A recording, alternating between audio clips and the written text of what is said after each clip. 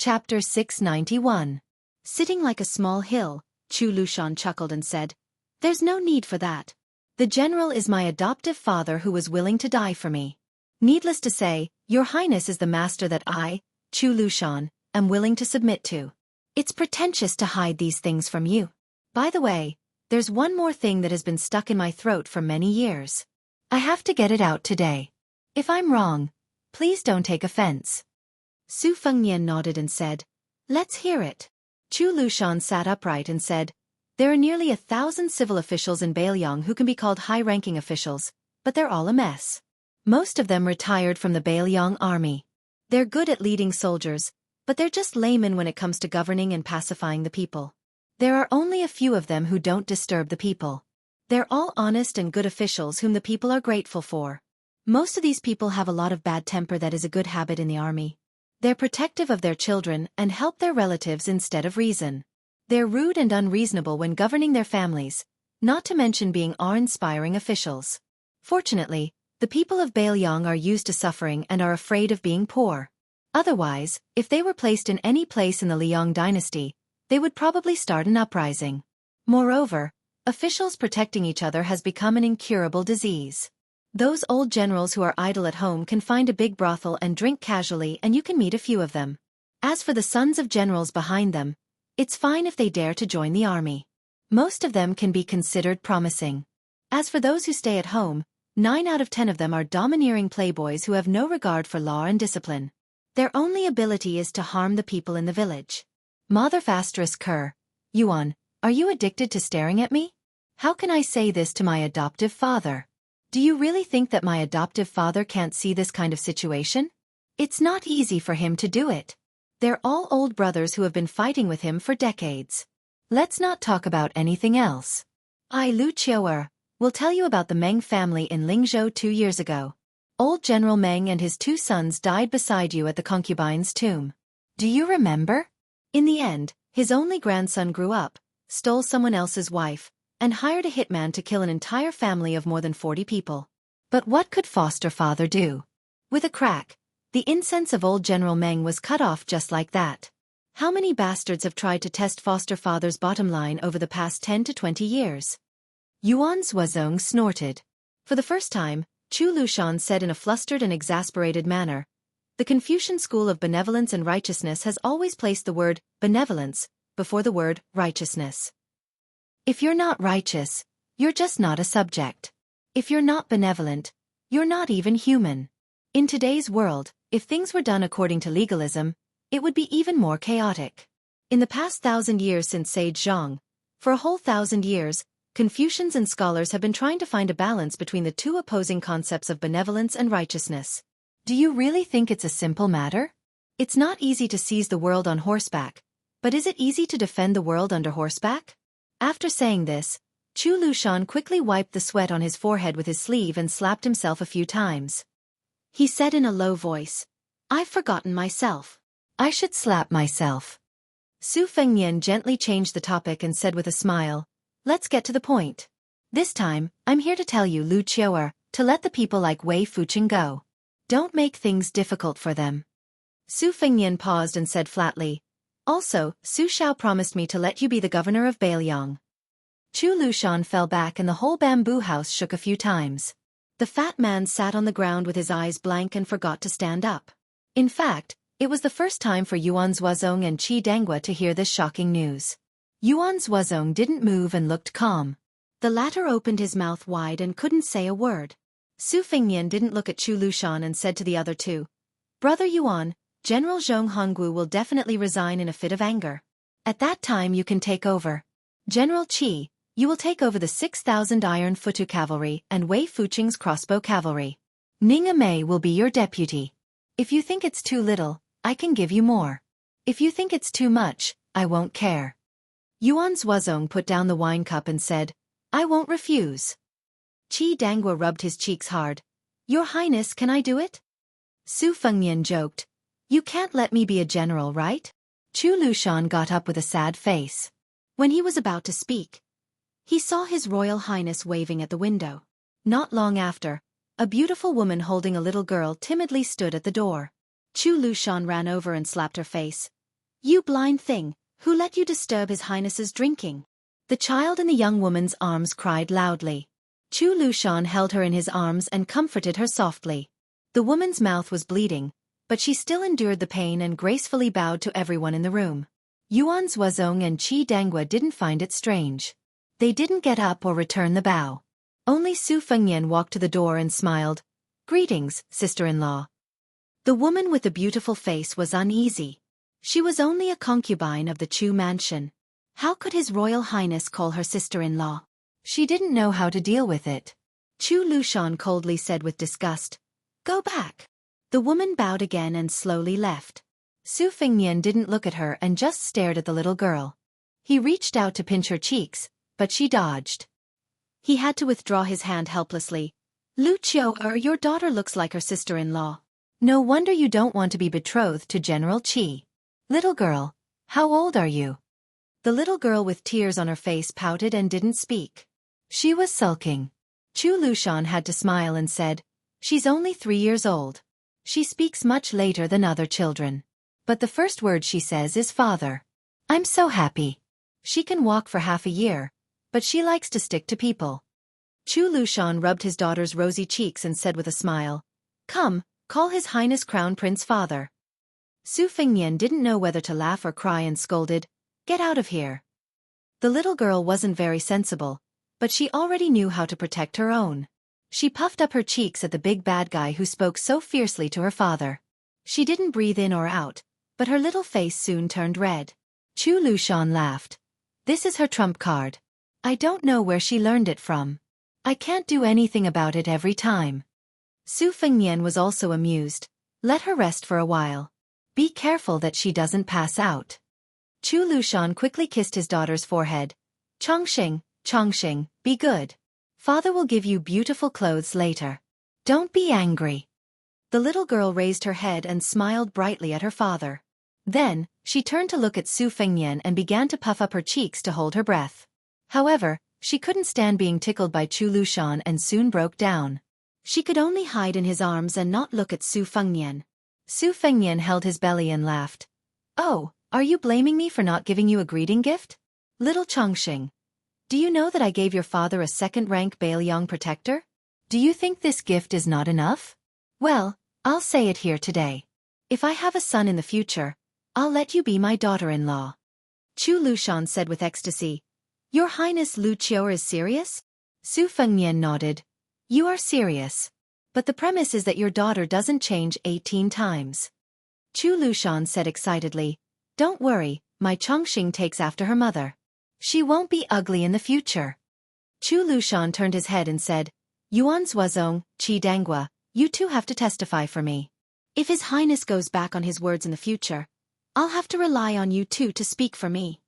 Yuan Zuozong got up and said, "It depends on my mood." Qi Dangua laughed heroically. He only felt comfortable all over. The green ant wine on the table was not enough to drink. Su Fengnian made a face at his little daughter who secretly glanced at him. Then he said to Chu Lushan, "You don't have to see me off." Watching the 4 people walk on the blue stone path that he had carefully piled up with his own hands, Chu Lushan waited until their figures gradually disappeared from his sight. Then, he carried his daughter to the pool and sat down. The little girl called out to her father. Chu Lushan came back to his senses and said with a smile, "Little Chongqing, it depends on whether you have the life to be the empress in the future." Chapter 692. As expected, Huaihua's great general Zhong Hongwu went to the Prince of Northern Liang's residence and directly scolded Su Shao. Su Fengnian had not even become the Prince of Northern Liang yet, but he was already selling his position. If he did not take back those military orders that promoted people who were not even fully grown yet, he would dismount from his horse and take off his armor. He wanted to be a farmer who took care of the fields. The king of Bailiang only avoided the topic and talked about the exciting battles they had fought side by side in the past. In a fit of anger, the commander of the Bailiang cavalry, Zhong Hongwu, threw down his general's helmet in the hall and headed straight for the Lingzhou mansion, closing the door and refusing to see any guests. At that time, Su Fengnian just happened to step into Lingzhou and visit the administrator's mansion. Li Gongda, who was already a high-ranking official, saw the young white-haired man in the study and was dumbfounded. Then, tears flowed from the bottom of his heart. Probably because he loved the house and its crow, this administrator placed great importance on His Royal Highness. It was not just because of Su Fengnian's special status. Li Gongda naturally considered himself half an elder and half an official. The two statuses did not oppose each other. At this time, seeing Su Fengnian, he could only tightly hold Su Fengnian's arm and cry silently. Sir Li knew that crying like a woman was inappropriate and quickly wiped away the tears on his face.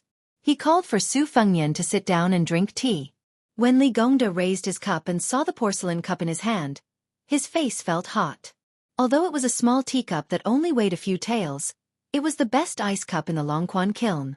In the heat of the summer, even if boiling hot water was poured into the cup, it would cool down in an instant. It was very magical. In the past, when Su Fengnian had not visited the Li estate, Sir Li had welcomed him and sent him off calmly. He had even felt that he was extravagant and had the style of a tycoon. Today, however, was somewhat inappropriate. Fortunately, Su Fengnian did not seem to have any doubts. After drinking the tea, he asked about Li Hanlin's military exploits and his aunt's health, and then prepared to leave. How could Li Gongda let him go? In every possible way. He insisted on having His Royal Highness eat a welcoming banquet at the estate. Unfortunately, Su Fengnian insisted on hurrying back to Liangzhou. Li Gongda could only awkwardly drop the subject. Before leaving, Su Fengnian left behind a golden yellow stone square. Li Gongda had long trained a pair of discerning eyes. With great difficulty, he restrained himself from eating it and placed it back on the table. He did not truly love it too much to part with it. After seeing him out of the study, Li Gongda accompanied Su Fengnian to the Yi sect. Coincidentally, they ran into Li Fuzhen, who was returning to the estate. Meeting in a narrow corridor, the old fox's administrator did not even care about his face. Using the excuse of having a stomachache, he turned and left. He had his daughter send His Royal Highness off on his behalf. On this trip, Su Fengnian's coachman was Blue Bird. In secret, there was an otherworldly item, the Dan Ying. On the surface, the only person that could be brought into the estate was the scholar Chen Shiliang. When he met Li Gongda, he only said that he was a scholar from Liangzhou who was not part of the mainstream. Li Gongda, however, wished that he could memorize all 18 generations of Chen Shiliang's ancestors in his mind. Who knew if this scholar in humble attire would become a county chief tomorrow, and then the governor of Lingzhou the day after? Chen Shiliang saw that the atmosphere in the corridor was awkward. Without revealing anything, he took a few steps back. Clasping his hands behind his back, he sized up the precious inscriptions in the corridor. He distanced himself from Su Fengnian and the cool and elegant woman. Su Fengnian smiled and said, "I won't trouble you to see me off.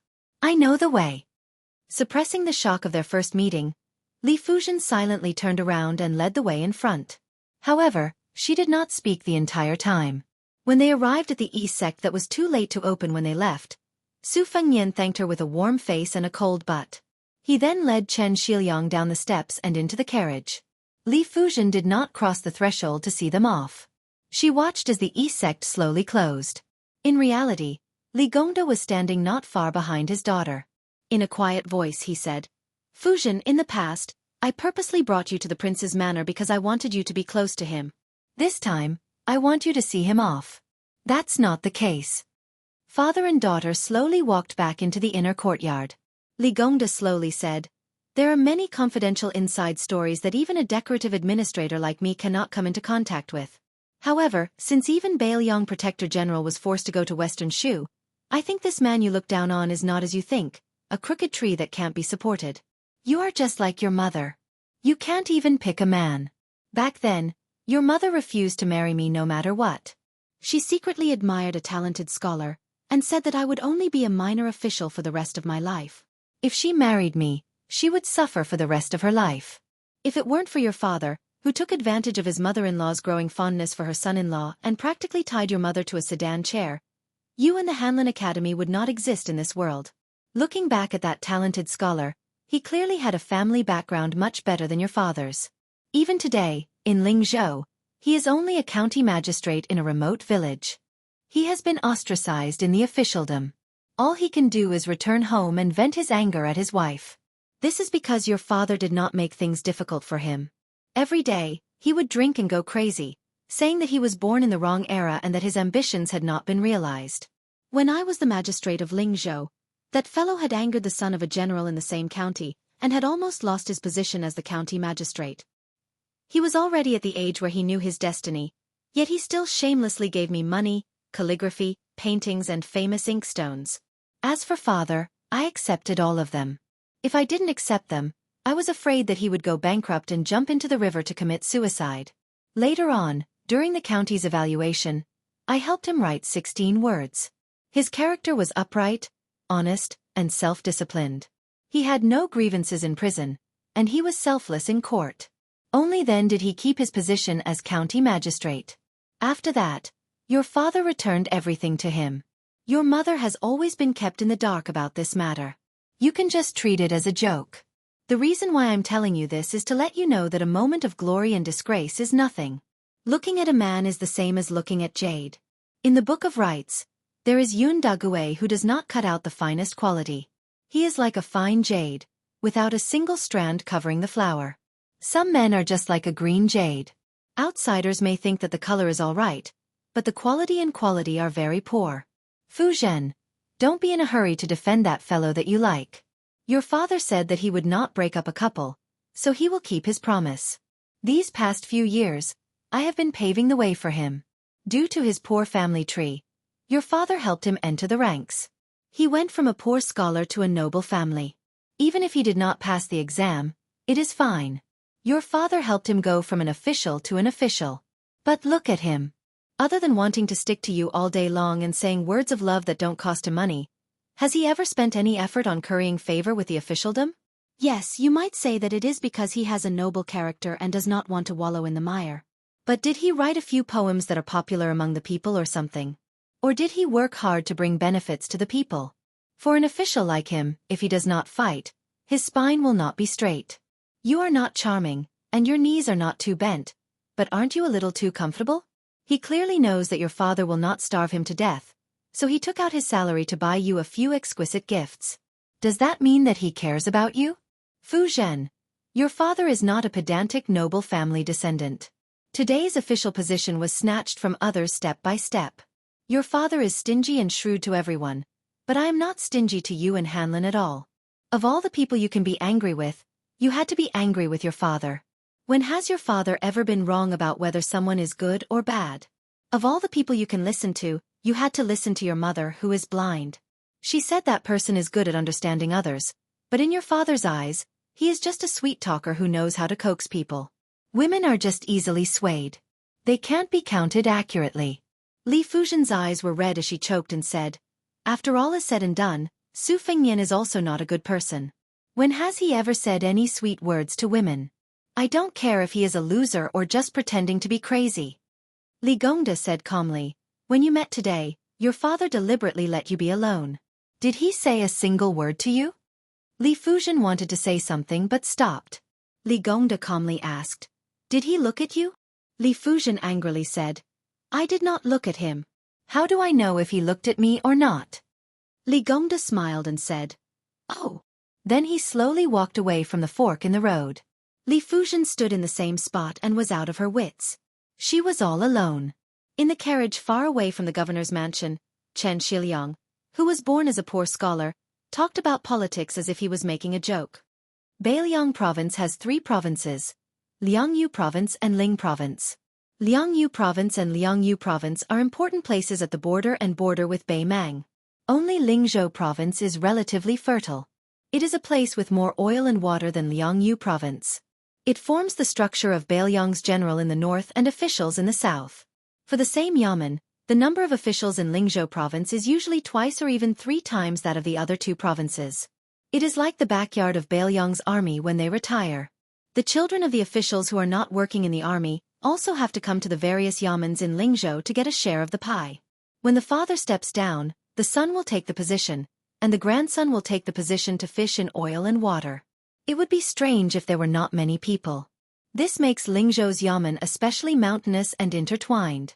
In Beiliang's officialdom, it is joked that if you can be a stable official in Lingzhou, you can also be promoted 2 ranks in other provinces and have your butt firmly rooted in your seat. There are benefits for those at the top and there are benefits for those at the bottom. Using Li Gongda as the governor has both advantages and disadvantages. The advantage is that Bailiang's tax collection is not a problem. But this is just a way to reduce expenditure. It is nothing more than taking 2 or 3 of the 10 copper coins that go into the Bailiang's private pockets and giving it to the Bailiang army. Furthermore, Li Gongda is not the kind of good official who can get more money. Bailiang's salt and iron are huge profits, and the government has always been unable to make a profit. Furthermore, there are many powerful families of generals who take the initiative to seal and seize the profits. Write a detailed report about the salt and iron official camp for me. Su Fengnian nodded.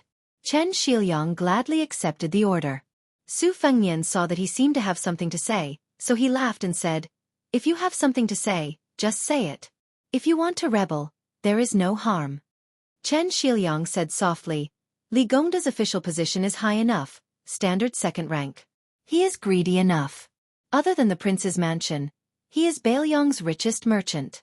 The most important thing is that he has a good relationship with your Su family. He is the most suitable person to kill the chicken to warn the monkey.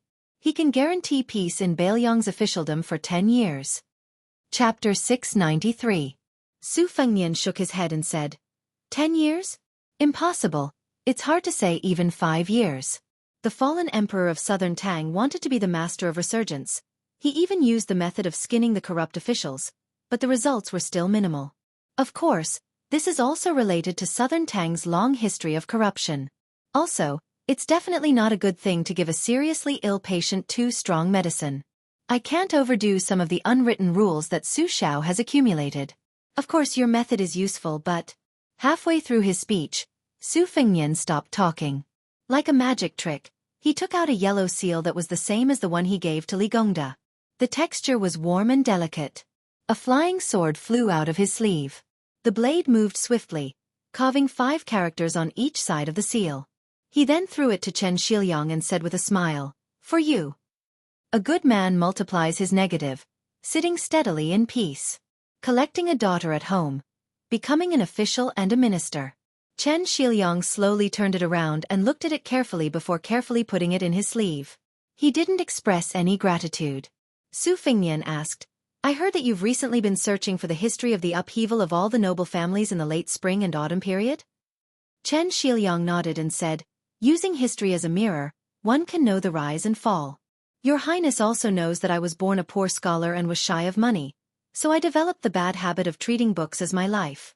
I'm also very curious about how these deep-rooted noble families were described in the history books with tens, hundreds, and thousands of words to describe their extreme nobility and extreme decline." Su Fengnian smiled and said, "Reading more is always a good thing." Chen Shiliang smiled playfully. Su Fengnian stared and said, "I've read a lot of books, aren't banned books?" Chen Shiliang didn't expose him and asked, "Where are we going next?" Su Fengnian smiled and said, "We're going to Lingzhou's Dragon Eye County to see some old friends. Last time, we didn't get along very well. However, it was not necessary for them to meet. The main thing was that Dragon Eye County was still the place where old General Zhong Hongwu had retired to. Let's see if I can add fuel to the fire." Besides, Su Beiji was serving as a military advisor in the county capital, so he decided to pay him a visit. "All right, it will take quite a while to get to Dragon Eye County. If you're bored, I'll take out some silver and go to the city to invite a few courtesans to relieve your boredom. It's up to you whether you want to eat or not." Chen Shiliang shook his head and said, "I won't accept a reward if it's not deserved. If I succeed in the salt and iron business, even if your Highness gives me 10 courtesans, I will accept it with a clear conscience."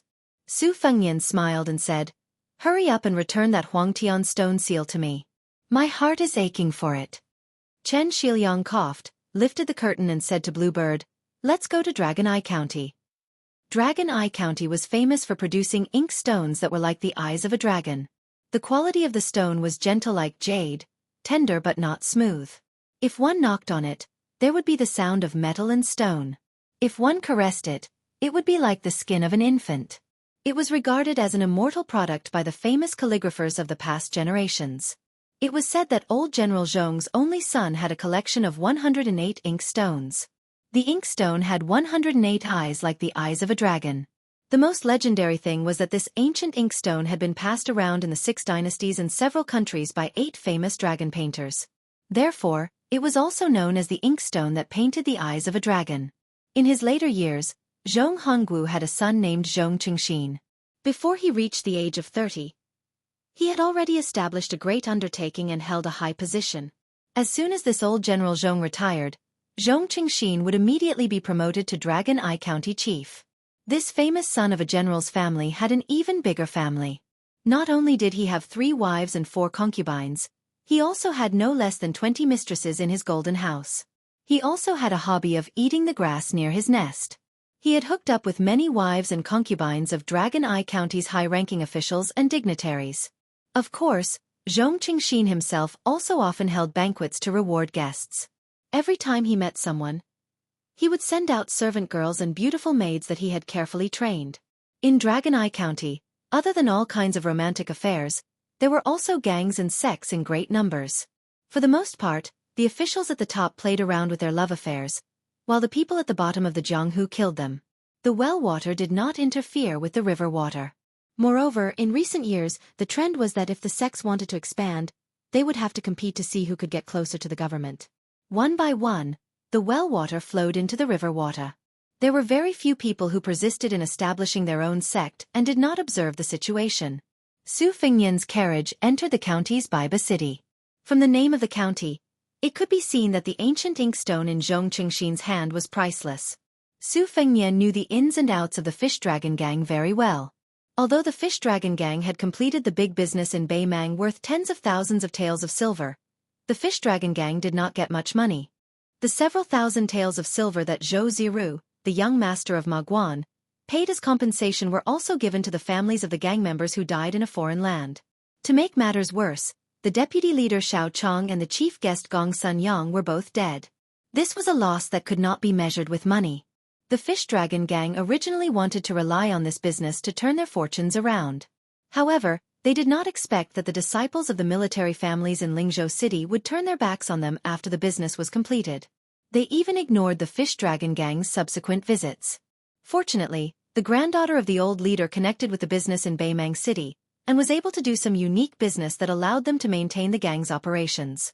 However, when Liang Mang started a fight, the Fish Dragon Gang, which had been hanging on by trading at the border, was beaten back to its original state. Many of the gang members began to turn to other sections. When you're rich, you're warm. When you're poor, you're naturally cold. The barren real estate under the name of Old Master Lu of the Fish Dragons was located in the southwest part of the county. It used to be a long street, but it was sold to the neighbors every now and then. The neighborhood on both sides was getting bigger and bigger. The Fish Dragons, which only had one martial arts club left, was caught in the middle, which was very awkward.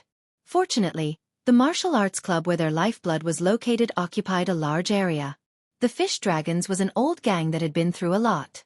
Many of the gang members, including their descendants, had relied on Old Master Lu to make a living.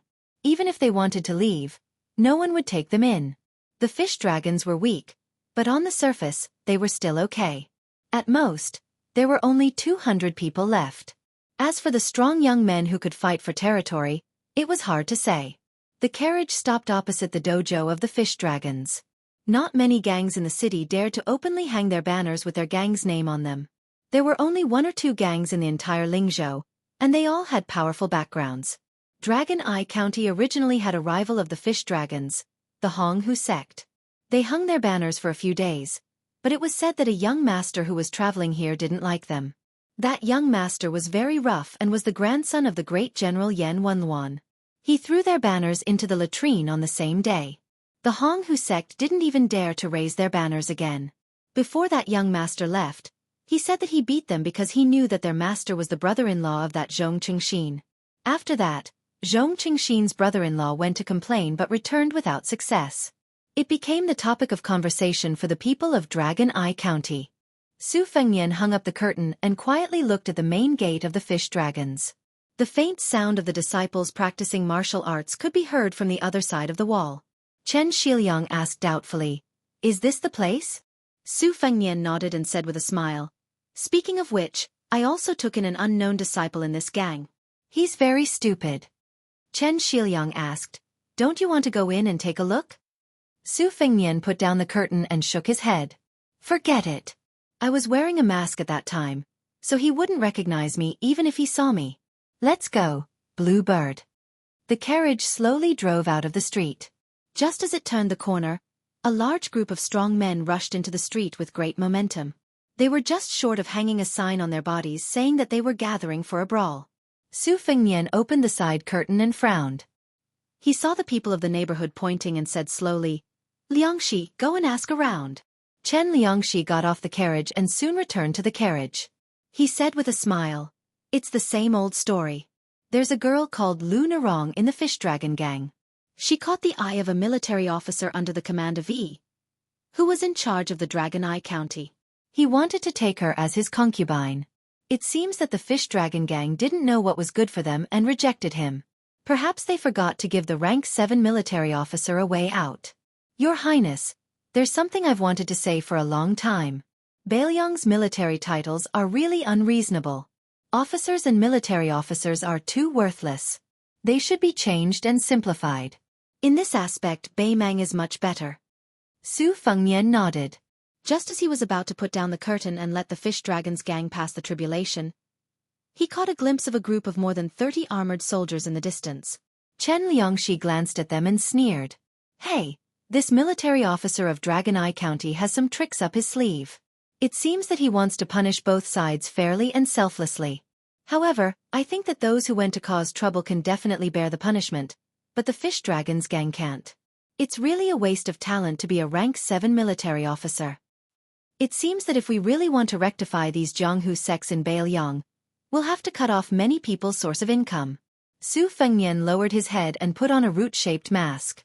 He said indifferently, "Then let's go and watch the show." The street that originally had shops and hawkers was now empty. Most of the 100 or so men had broken into the fish dragon's gang, leaving 7 or 8 relatively thin and weak fish outside to keep watch. Among them, a crooked and skinny monkey with sharp eyes saw Blue Bird. He called his friends and ran all the way here while drooling. It was nothing more than the usual 3 axes used by the scoundrels and ruffians. One couldn't expect these guys who didn't know many words to have any new ideas. When they saw that the delicate and pretty woman in green robes and embroidered shoes remained unmoved, they did not dare to immediately take action. She was someone who would foolishly drive her into trouble, and she might not be someone they could afford to offend. She might be a pawn who ran the docks, and her worldview might not be great, but that did not mean that she did not have her own survival knowledge and climbing skills. Even though the thin monkey did not attack, he still had the guts to use his mouth. His mouth was full of obscenities, and his gaze was obscene. His brothers beside him cheered for him. Then they saw a young man with white hair walk out of the carriage with a smile. They subconsciously took a few steps back. Su Fengnian jumped off the carriage lightly and took the horsewhip from Blue Bird. He twisted it in his hand and asked pleasantly, "Brothers, are you from the Great Tiger Sect?" The skinny monkey-like man swallowed a mouthful of saliva and asked in a threatening manner, "Which path are you on?" Su Fengnian pointed at the fish dragon's gang with the horsewhip. "You can say that I'm from this sect." Chapter 694. Hearing this, the skinny monkey-like man was relieved. He grinned and turned around shouting, "Come here, there's a fish that escaped from the fish dragons." He was obviously very proud of being able to mention the fish that escaped from the fish dragons. He knew how to be a scholar. The other 4 men rushed over in a hubbub. There were 8 of them, and they all looked ferocious. The so-called Jianghu at the bottom relied on having more people, more hands, and more sticks. Unfortunately, this time, the higher-ups had clearly said that they were not allowed to use their weapons. This made the 8 men somewhat unhappy. Before they could make a move, howls and screams came from inside the wall. Then, soldiers with spears who had been waiting for a long time rushed in. The 8 men subconsciously turned their heads to look. Just as they were about to look away, they fell to the ground. Su Fengnian brought Blue Bird, who had not fought much, to the martial arts center. Xianxia followed behind them. Just as they went up the stairs, they heard a captain say gloomily, "More than 100 people gathered to fight. The main culprit will be banished to the army. Using weapons to injure people is an additional crime. The whole gang will be sent to the border. Lu Nerong of the Fish Dragons, kneel down." On the sand-covered training field, Lu Nerong, who had angrily attacked with her sword, was livid. In fact, only one of the leaders of the Great Tiger Sect fell to her sword. The rest of the people took out their own daggers and cut their arms or legs. Then, they threw the daggers far away and lay on the ground, pretending to be heartbroken. This was a trap that had been planned for a long time. When the leader of the Great Tiger Sect went to take down the plaque of the fish dragons and stomped it, Lu Narong was not unaware of it. She simply could not bear the humiliation. At this moment, she was gnashing her teeth. She wanted to kill the captain who always hung around the leader of the Great Tiger Sect. Vice leader Xiao Chong's son, Xiao Ling, held an ivory fan in his hand. He looked handsome and elegant. He exchanged glances with the leader of the Great Tiger Sect, who was lying on the ground pretending to be dead. He smiled faintly. Just as he was about to take a step forward, he saw 3 strangers at the door from the corner of his eye. Xiao Ling subconsciously retracted his foot. In the end, he resisted the urge to take a step forward. If he took a step forward, it would mean that his meticulous plan was laid out on the table. In Xiao Ling's field of vision, Chen Shiliang sneered softly, "I underestimated the captain.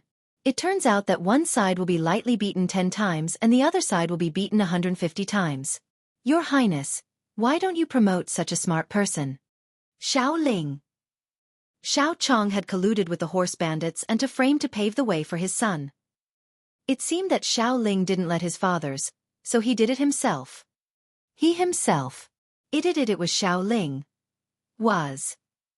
The young man from the fish dragons, Wang Dashi, also saw Su Fengnian, but he didn't shout. He just waved his hand secretly, indicating that Su Fengnian should leave the martial arts club as soon as possible. It was the same as the night battle at Tuma Pass. As long as the government was involved, especially the local soldiers, young Master Su's status as a relative of the general's mansion steward was completely useless. Su Fengnian walked over with his horsewhip and said to the captain, "I have a friend surnamed Su. He's a military officer in this city. I hope you can give him some face." Military officer? He was barely an official. He didn't have any real power. However, the person standing behind the junior captain was a field officer under Yi's command, whose rank was much higher than his. Besides, Great General Mansion was indirectly connected to Great Tiger Sect. "You're just a little military officer. Who do you think you are?" What's more, the captain, who knew everything about Dragon Eye County, had never heard of any son of an official surnamed Su, so he didn't take it seriously. Usually, if there really was such a person, he would just do some small favors. Now, even if there were 10 military officers, he would treat them as if they were farts. The captain didn't dare to fight with Lu Su and Lu Narong. He was eager to have someone hit the tip of the spear to show his power. He didn't unsheath his cold knife. He just smashed the scabbard at the man's chest. Blue Bird kicked out and the captain flew into the martial arts hall. Then, everyone slowly turned their heads. They didn't see the military officer come out. Old gang leader Lu Su, who was considered an expert in Lingzhou, narrowed his eyes. His heart shivered. It wasn't hard to kick someone to death or kick them a few zhang away. Even Lu Su, who was an expert in external martial arts, could do it. But to kick them a few zhang away and not kill them, he admitted that he couldn't do it. A soldier stabbed his spear at Blue Bird. Qing Yao raised her leg and stomped down. Under everyone's watchful eyes, the sharp spears were unable to hurt her in the slightest. Instead, one of the spears bent into an arc and bounced off the sturdy armored soldier's chest, causing him to fall heavily to the ground. Blue Bird tiptoed and the spear straightened in the air. She held the end of the spear with one hand. With a flick of her wrist, the spear tip turned into a terrifying circle. Lu Su was dumbfounded. When did Lingzhou have such a young top expert? Moreover, it was a woman with delicate features? Su Fengnian tilted his head and smiled. "Blue Bird, bring our brother Shiliang to ask Su Juzi to call for reinforcements." Blue Bird nodded. She gently lifted the spear. The spear broke in half and she threw it away. She turned and walked out of the martial arts hall with Chen Shiliang. Su Fengnian said to the leaderless soldiers in the Hong Hu sect that were playing dead, "Not going to call for reinforcements and compete with your background? It's said that the heroes of Jianghu don't fight when the odds are against them. Are you waiting to be beaten?" The birds and beasts scattered. Some of the men who had been lying on the ground on the verge of death were now full of vigor and vitality. No one dared to find trouble with the white-haired man. Chapter 695. Wang Dashi shouted excitedly, "Young Master Su!" Su Fengnian walked in front of Lu Su and cupped his hands. "Greetings, old gang leader Lu." Lu Su, who had spent half his life in the mud of Jianghu, was a shrewd man. He felt relieved and worried at the same time. He said softly, "You must be young Master Su from the capital of Lingzhou. The Fish Dragon Gang and I will remember your kindness today. However, we are not trying to boost the morale of others and diminish our own prestige." The Great Tiger Sect obviously came prepared, and they have the support of people whom the Fish Dragon Gang cannot afford to offend. I hope that young Master Su can leave the Dragon Eye County as soon as possible. Lu Narong sheathed her sword and said coldly, "Why are you still here? Do you need me to drive you away?" The kind woman had a sharp tongue but a soft heart. Su Fengnian smiled. "Lu Narong, you and I have traveled together from Lingzhou to Beimang. Do you think I am the kind of person who puffs himself up at his own cost? If not, I will have to trouble Miss Lu to serve me a pot of tea and do your best as a host." Lu Narong hesitated. Su Fengnian said helplessly, "Let's not talk about anything else. I have to wait for someone." Lu Narong snorted and walked to the hall. Old gang leader Lu had heard about his granddaughter's experience in Beimang and had always thought highly of this mysterious young Master Su. After weighing the pros and cons, he didn't insist. Su Fengnian approached Xiao Ling and said softly, "Young Master Xiao, fortunately I came in time. Otherwise, you would have fallen out with your favorite Miss Lu. Was it dangerous?" Xiao Ling frowned. "What did young Master Su say? Why can't I understand?" Su Fengnian smiled. "Then I will say that I killed your father Xiao Chong. The letter your father sent you before he died was written by me. Do you understand?" Xiao Ling trembled as if he was struck by lightning. Su Fengnian said slowly, "The letter clearly stated that you should know your place and behave yourself. Why did you take the risk out of desperation? Or do you want to destroy Lu Narong with your own hands since you can't get her?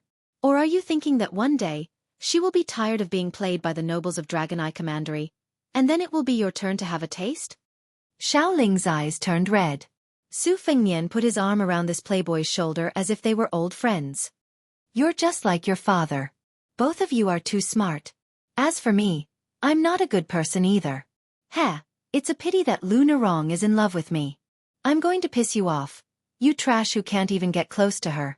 I've heard that there are many senior brothers in Jianghu who were angered to death by their childhood sweethearts and junior sisters who changed their minds after they grew up. Unfortunately, you're one of them. I'll ask Xiao Rongrong to send you an invitation later." Xiao Ling was almost driven mad by Su Fengnian's blatant lies.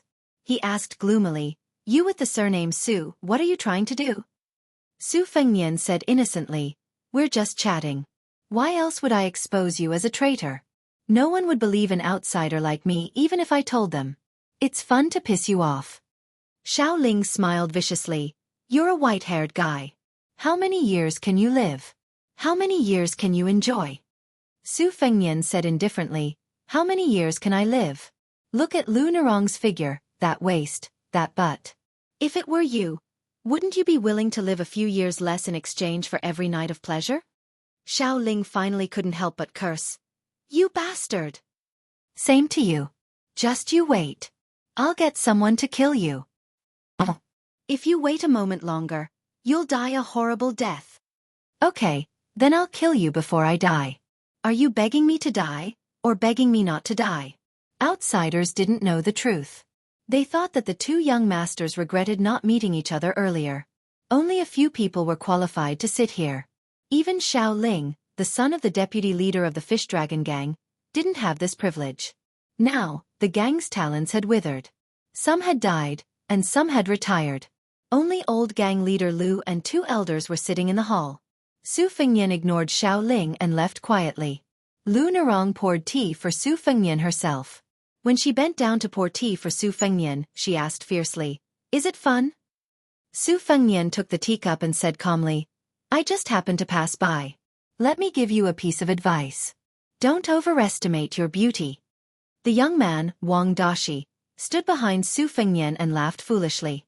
In the eyes of this young man, whose Jianghu experience was limited to the trip to Beimang, young Master Su was undoubtedly one of the top masters in Jianghu. Young Master Su was outstanding in martial arts, chivalrous, and had taught him a set of peerless martial arts. Of course, it was only because he was stupid that he couldn't grasp the essence of it. Lu Narong, who had a pair of beautiful legs, turned and left with a frosty face. She stood behind Lu Nerong. Su Fengnian took a sip of tea and raised his head to ask, "Why didn't the fish dragon gang hang the flag?" Old gang leader Lu and the two elders smiled bitterly. It turned out that he was just a fledgling in Jianghu. They guessed that he only dared to swagger in Jianghu because of his good family background and an expert retainer.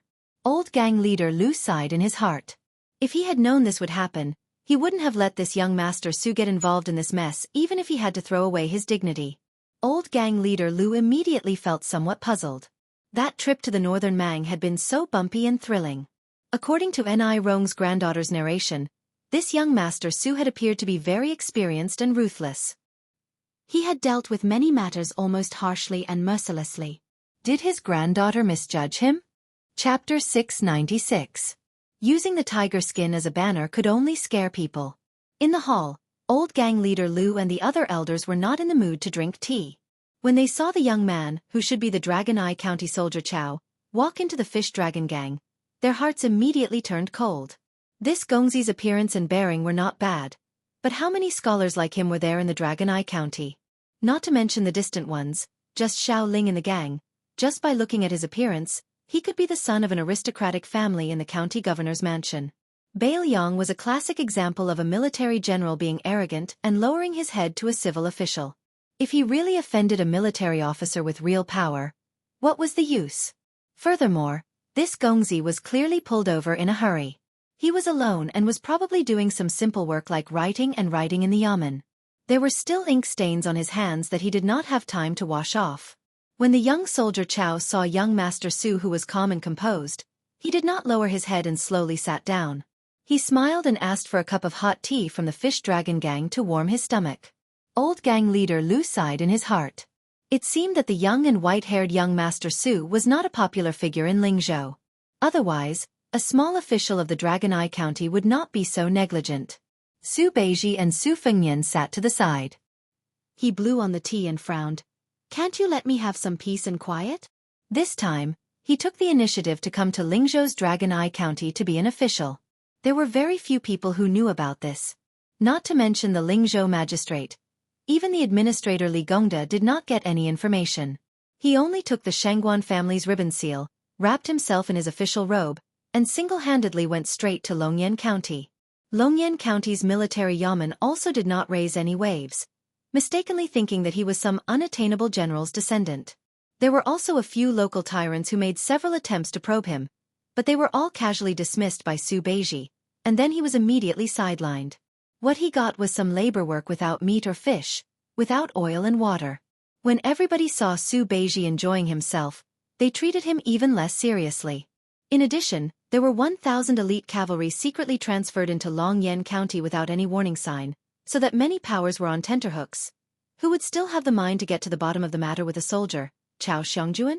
The cavalry's commanding general was surnamed Wang and his given name was Wang Ji. The deputy general was called Hong Shuwen.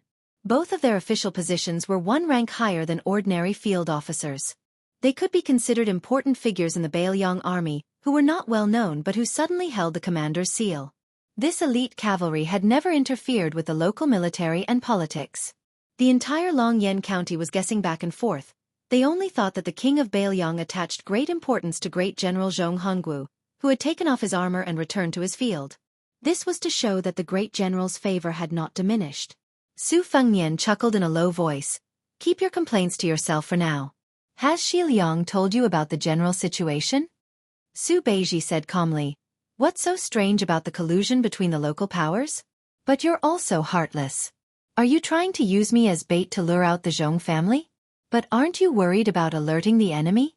If you really provoke Zhong Hongwu, let's see how you're going to deal with it." Old gang leader Lu only saw the two young people whispering to each other. Looking at their calm demeanor in the face of danger, one could say that a newborn calf was not afraid of a tiger, or that an inexperienced and ignorant person was fearless. Old gang leader Lu sighed with emotion at his own extraordinary age. The Fish Dragon Gang's foundation today was not built by talking and laughing with his old brothers in desperate situations countless times. Old gang leader Lu subconsciously turned his head to look at his granddaughter. Was he really going to put this burden on her shoulders? Wouldn't that cause her to give up the happiness of a woman's husband and children? Old gang leader Lu was not a pedantic elder who favored boys over girls, but it was precisely because he loved his granddaughter from the bottom of his heart that he was unwilling to let Lu Narong walk on the same path as him. As soon as one entered Zhonghu, it was inevitable to make enemies and make enemies on all sides. How many people could really live until the day they washed their hands of gold in a basin? The teacup on the table began to tremble, and the tea swayed slightly. Old gang leader Lu and several old men who had been fighting for a long time became serious. The junior captain who had been kicked into the hall by the woman in green had been carried to the backyard for treatment. It was difficult to invite the devil in, but it was even more difficult to send him away. It seemed that today's disaster was inevitable. Earlier, old gang leader Lu had tried to evacuate the gang members, old and young, from the back door and go to their relatives' houses in the countryside to lie low. But as soon as they went out, they saw a group of strong men from the Flood Tiger sect blocking the entrance to the street. They were determined to catch all of them in one fell swoop and uproot the Fish Dragon Gang from Dragon Eye County. Old gang leader Lu was a veteran of Zhonghu, so he always paid particular attention to not implicating the family members and would never cross the bottom line. This kind of unwritten Zhonghu rule was more important than the national law to the old men. But nowadays, the new gangs and sects were more ruthless than the previous one. They completely eliminated the root of the problem. In the past 5 years, there had been 5 or 6 massacres in Dragon Eye County. After the massacres, the government would investigate and send a few boxes of silver to the sons or concubines of the officials to close the case with a personal grudge. No matter how many dozens of murders you had committed, you only needed 1 or 2 scapegoats to pay with their lives. And those scapegoats whose families had received a large amount of compensation were regarded as heroes in Zhonghu. Even before they were beheaded, they were still heroic, shouting that they were still a hero even after 18 years. This could arouse the passion of countless young Zhonghu people around the execution ground. This made old gang leader Lu, who had scrupulously followed the rules for most of his life, feel strange and somewhat disheartened. More than 10 strong riders directly rode into the Fish Dragon Gang's dojo, followed by more than 100 elite soldiers in bright armor with swords. Chapter 697. Tang Zi, the lieutenant under Yi's command, sat high on his horse and looked down. He probably felt that he was qualified to look down on the world in this tiny Dragon Eye prefecture. With a sneer, he directly skipped over Lu Su and the other old guys and paused on the woman in green and the white-haired man for a while before looking straight at Lu Narong, who was standing gracefully at the door. His cold eyes hid the passion of a man looking at a beautiful woman. Tang Zi was not a repulsive person. He was tall and sturdy and was the second generation of a general family in northern Liang. He had gone to the border of Yuzhou and obtained military exploits that outsiders did not know were real or fake. After returning to Dragon Eye Prefecture, he started from the second lieutenant and gradually became the lieutenant under Yi's command, who controlled 300 armored soldiers. Such a successful and famous general wanted to take a woman from Zhonghu as his concubine. The Fish Dragon Gang should be happy, but they repeatedly refused. Did they really think that Tang Zi was a clay bodhisattva who did not have any anger? If you follow me, even if your Fish Dragon Gang doesn't become the #1 gang in Lingzhou, at the very least, you will be able to dominate Dragon Eye County right under the nose of General Zhong. With my Yi family's officers and the Tang family's support for your father-in-law Lu Su, who dares to be disrespectful to you? If you refuse a toast only to be forced to drink a forfeit, don't blame Tang Zi for turning the Fish Dragon Gang upside down. Tang Zi glanced at the woman in green. He had heard from the soldiers that this woman had some skills. That was good too. First, she would be imprisoned for the crime of assassinating an armored soldier. Then, he would slowly remove her sharp edges. After that, he would take her into his room with Lu Narong. The corners of Tang Zi's mouth curled up. He did not like the soft and weak women in the brothel. They could not withstand the whipping and always made him, a lieutenant under Yi's command, uninterested.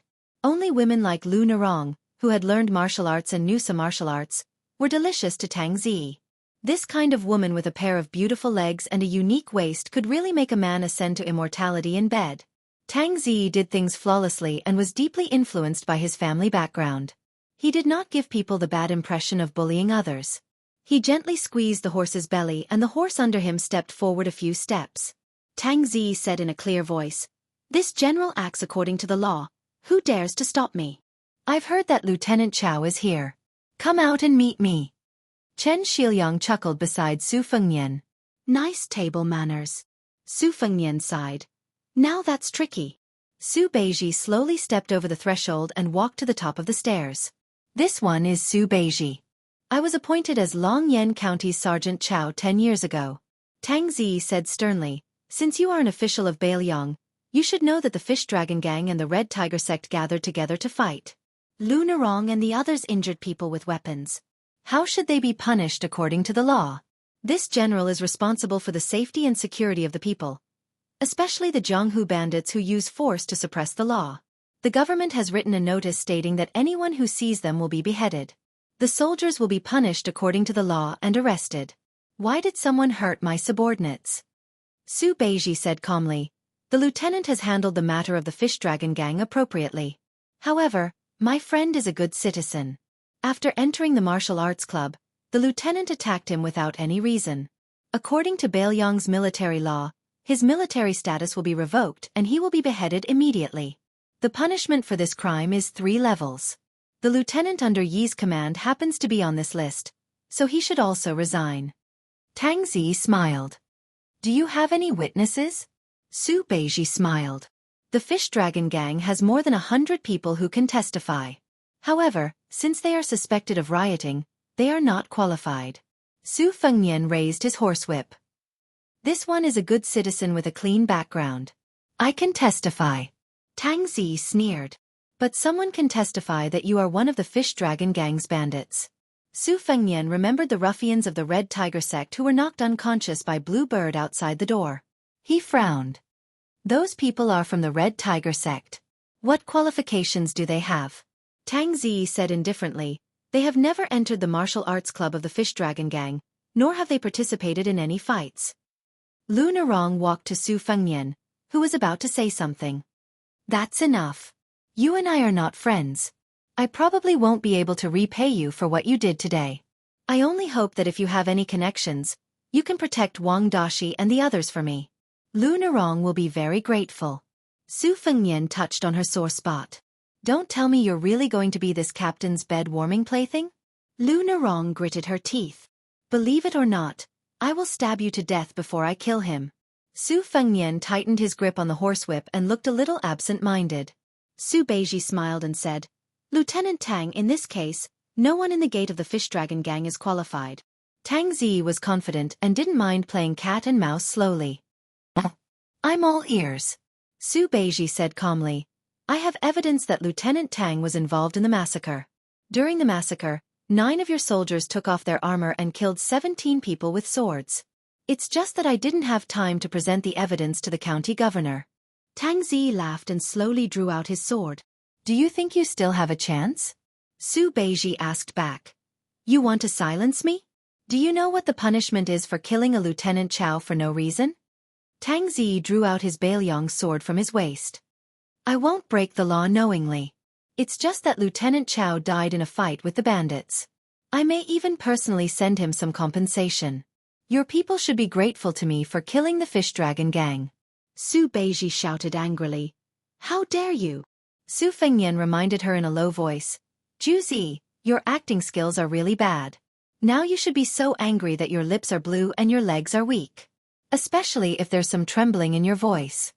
Su Beiji looked at the lieutenant and said softly, If you can do it, why don't you do it? By the way, do you really have evidence? No, I do know the truth, but I don't have evidence.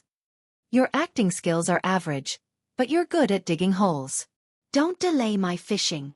Lu Narong, who was standing at the side and listening to every word, didn't understand what was wrong with this world. Chapter 698.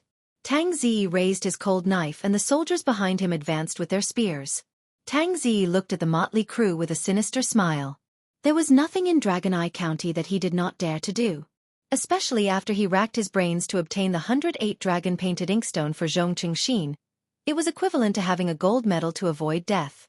This life-saving talisman given by the Zhong family was much more effective than the talisman drawn by the Wudong Zhenren.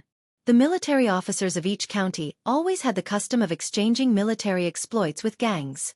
Far away from the war at the border, it was unrealistic to want to be promoted quickly without staining their hands with blood. Of course, Tang Zi was not going to massacre the Fish Dragon Gang just because of Lu Narong. Instead, He was going to kill the more than 100 youths of the Fish Dragon Gang who violated the rules and should be killed. This was a great merit that was enough to make the next county governor of Longjing County, Zhong Qingxin, beam with joy. Since that soldier Chow of unknown origin had bumped into the horse's hooves, Tang Zi did not mind killing one more. As long as the stabilizing General Zhong was in Longjing County, not to mention Longjing County, even Lingzhou would not be able to overturn the heavens. What Su Beiji cared about was the deep-rooted marriage alliance and collusion behind Tang Zi. On his way to Dragon Eye County, he had a detailed genealogy of Dragon Eye County in his hands. The military officer under Tang Zi was only a small fish in his eyes and was not enough to mobilize a large force. Su Beiji wanted to drag out the new and old governor of Dragon Eye County, who was responsible for throwing the fish on the chopping board. As for how to put it into the pot, steaming it or braising it, someone would decide. At this moment, he was more concerned about the elite level of the local soldiers. This would directly determine the strength of the Bailiang cavalry. There were more than 200,000 cavalries at the border. If they were defeated, how long could Bailiang last? Behind Su Beiji, Chen Shiliang lowered his head and muttered to himself. His 5 fingers tapped together. This poor scholar's point of view was completely different from Su Beiji. Su Beiji traced upwards while Chen Shiliang deduced downwards. The citizens of Bailiang were divided into 5 classes based on the amount of land. How much resentment did the Fish Dragon Gang have accumulated over the past 20 years under the tyrannical military officers? Everyone knew that Bailiang was supported by the butcher Su Shao alone. He supported the 300,000 cavalries and supported the millions of poor families in Bailiang. If the door to the northwest of the empire would inevitably change, what benefits would the second king of Bailiang bring to the people? Of course, Tang Zi didn't know that the 2 scholars didn't treat him as an appetizer. He flicked the northern cold saber in his hand and said in a deep voice, "Take them down. Anyone who disobeys will be beheaded." Su Fengnian looked up at the sky. A black dot was getting more and more conspicuous. It broke through the clouds and fell straight down. The blue-white luan, the most handsome feathered bird, hooked Su Fengnian's arm with its claws.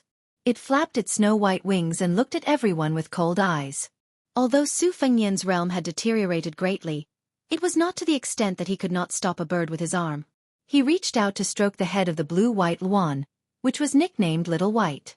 Little White lowered its head and pecked at the horsewhip in its master's hand.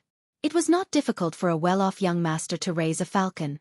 However, the difference between a horse's quality and a falcon's quality was like the difference between heaven and earth.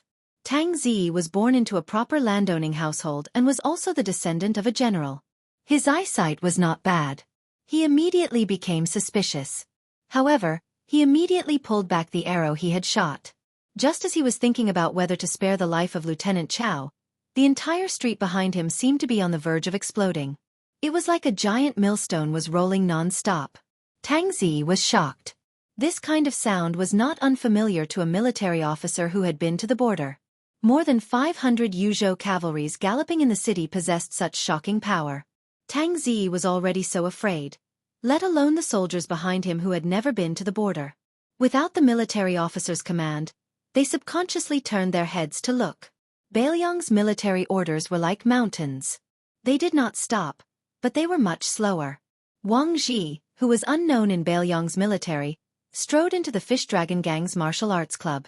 This valiant general who had led 3,000 cavalries to intercept Han Diaoxi outside the sword pavilion did not receive the meteoric rise he had expected after making a great contribution. Instead, he was able to have a talk with the supreme general. His elite soldiers were reduced to only 1,000 men. He did not have the title of a real general, but he was as happy as a child. Moreover, after he had personally fought against Han Diaoxi, who was the 10th most powerful person in the world, his aura had transformed and become more stable. He was less rough and more mellow. Perhaps he was not far off from the Supreme General Zhong Hongguo. As soon as he entered the martial arts club, except for Su Fengnian and the others who had the flying feather on their arms, the others immediately lost their arrogance. Even Tang Zi quickly sheathed his saber and jumped off his horse. He clasped his fists and said respectfully, "General Tang Zi greets General Wang." Wang Ji only glanced at Su Beiji intentionally or unintentionally. After their eyes met, he quietly looked away.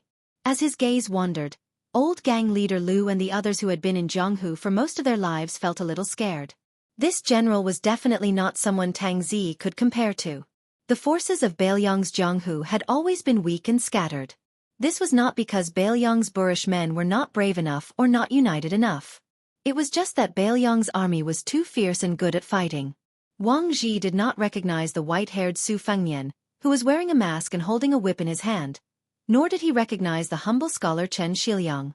He only recognized Su Beiji, because according to Ren Tu, even if Wang Ji and his deputy general Hong Shuwen, as well as 1,000 riders, all died, this scholar was not allowed to die.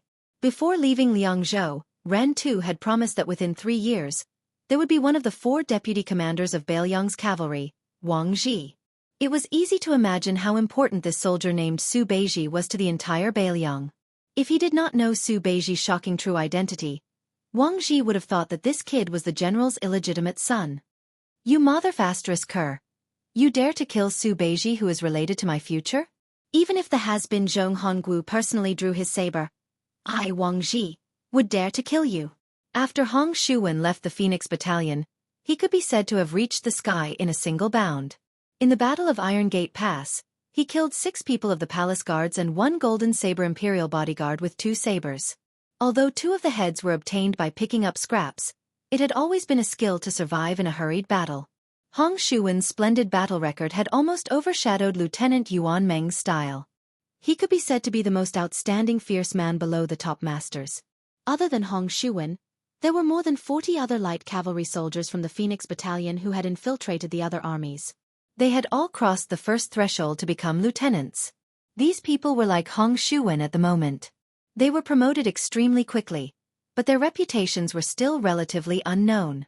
The fact that they had once been White Horse righteous followers was also quietly covered up. Hong Shuwen followed behind General Wang Ji with 2 sabers hanging from his waist. As usual, he looked drowsy and dispirited, like a tiger taking a nap. Wang Ji did not hesitate. He laughed coldly and said, "Remove your sabers." Being forced to remove one's saber in the Bailiang army was undoubtedly a great humiliation. It was equivalent to the civil officials of the imperial court being forced to remove their official status. Tang Zi's expression was ugly. He slowly removed his saber. Although he was very afraid of this foreign general whose background was a mystery, he still removed his saber. At the same time, he gritted his teeth and asked, "May I be so bold as to ask, General, why do you want me to remove my saber?" Chapter 699. Wang Ji said coldly, "Don't talk nonsense with me. If I want you to take off your saber, then take it off. If you have the ability, go complain to your backer. If you can get reinforcements to make me take back my order, then you have the ability. If Wang Ji sees you in the future, I will avoid you and take a detour. Hey, I might as well tell you the truth. I have long been displeased with you, a commandant under the E army who fills your own pockets with money. A day's worth of money is equivalent to half a year's salary. Today, I will take off your saber. Su Beiji is this general's blood brother. These days, he's been ostracized by you bunch of bastards. Don't join the army and become an official. Tomorrow, I'll replace you as the commandant of the E army. In any case, your ass is full of *T. Anyone else would be more justified than you to be the commandant. Take off your saber and get out of here with your bunch of trash." Tang Zi was infuriated to the extreme. This foreigner's table manners were so unsightly that he didn't even want to share a cup of the soup. Why did he have to take drastic measures and eat all of it alone? Tang Zi's face was filled with a sneer and anger. "Since you did it, don't blame me for doing it 15 times. Tang Zi took off his saber and threw it on the ground. When he threw it, the soldiers in the martial arts hall all lost their Bailiang sabers and spears. They were all overflowing with indignation and anger. If they were asked to deal with a gang like the Fish Dragon Gang without any backing, they could be unscrupulous. However, when faced with a general with 1,000 cavalry, they didn't have the guts. When the Immortals fought, smoke rose everywhere. Naturally, the Immortals above would use their trump cards to deal with each other. It was not their turn to die. They really didn't believe that Commandant Tang would be defeated in their own territory. This commandant under the E army was a big shot who often visited the Zhong Mansion. In Dragon Eye County, whether you had a status or not depended on whether you had taken in a beautiful servant of the Zhong family's son. Status was very simple. It was calculated by the number of beautiful servants you had taken in.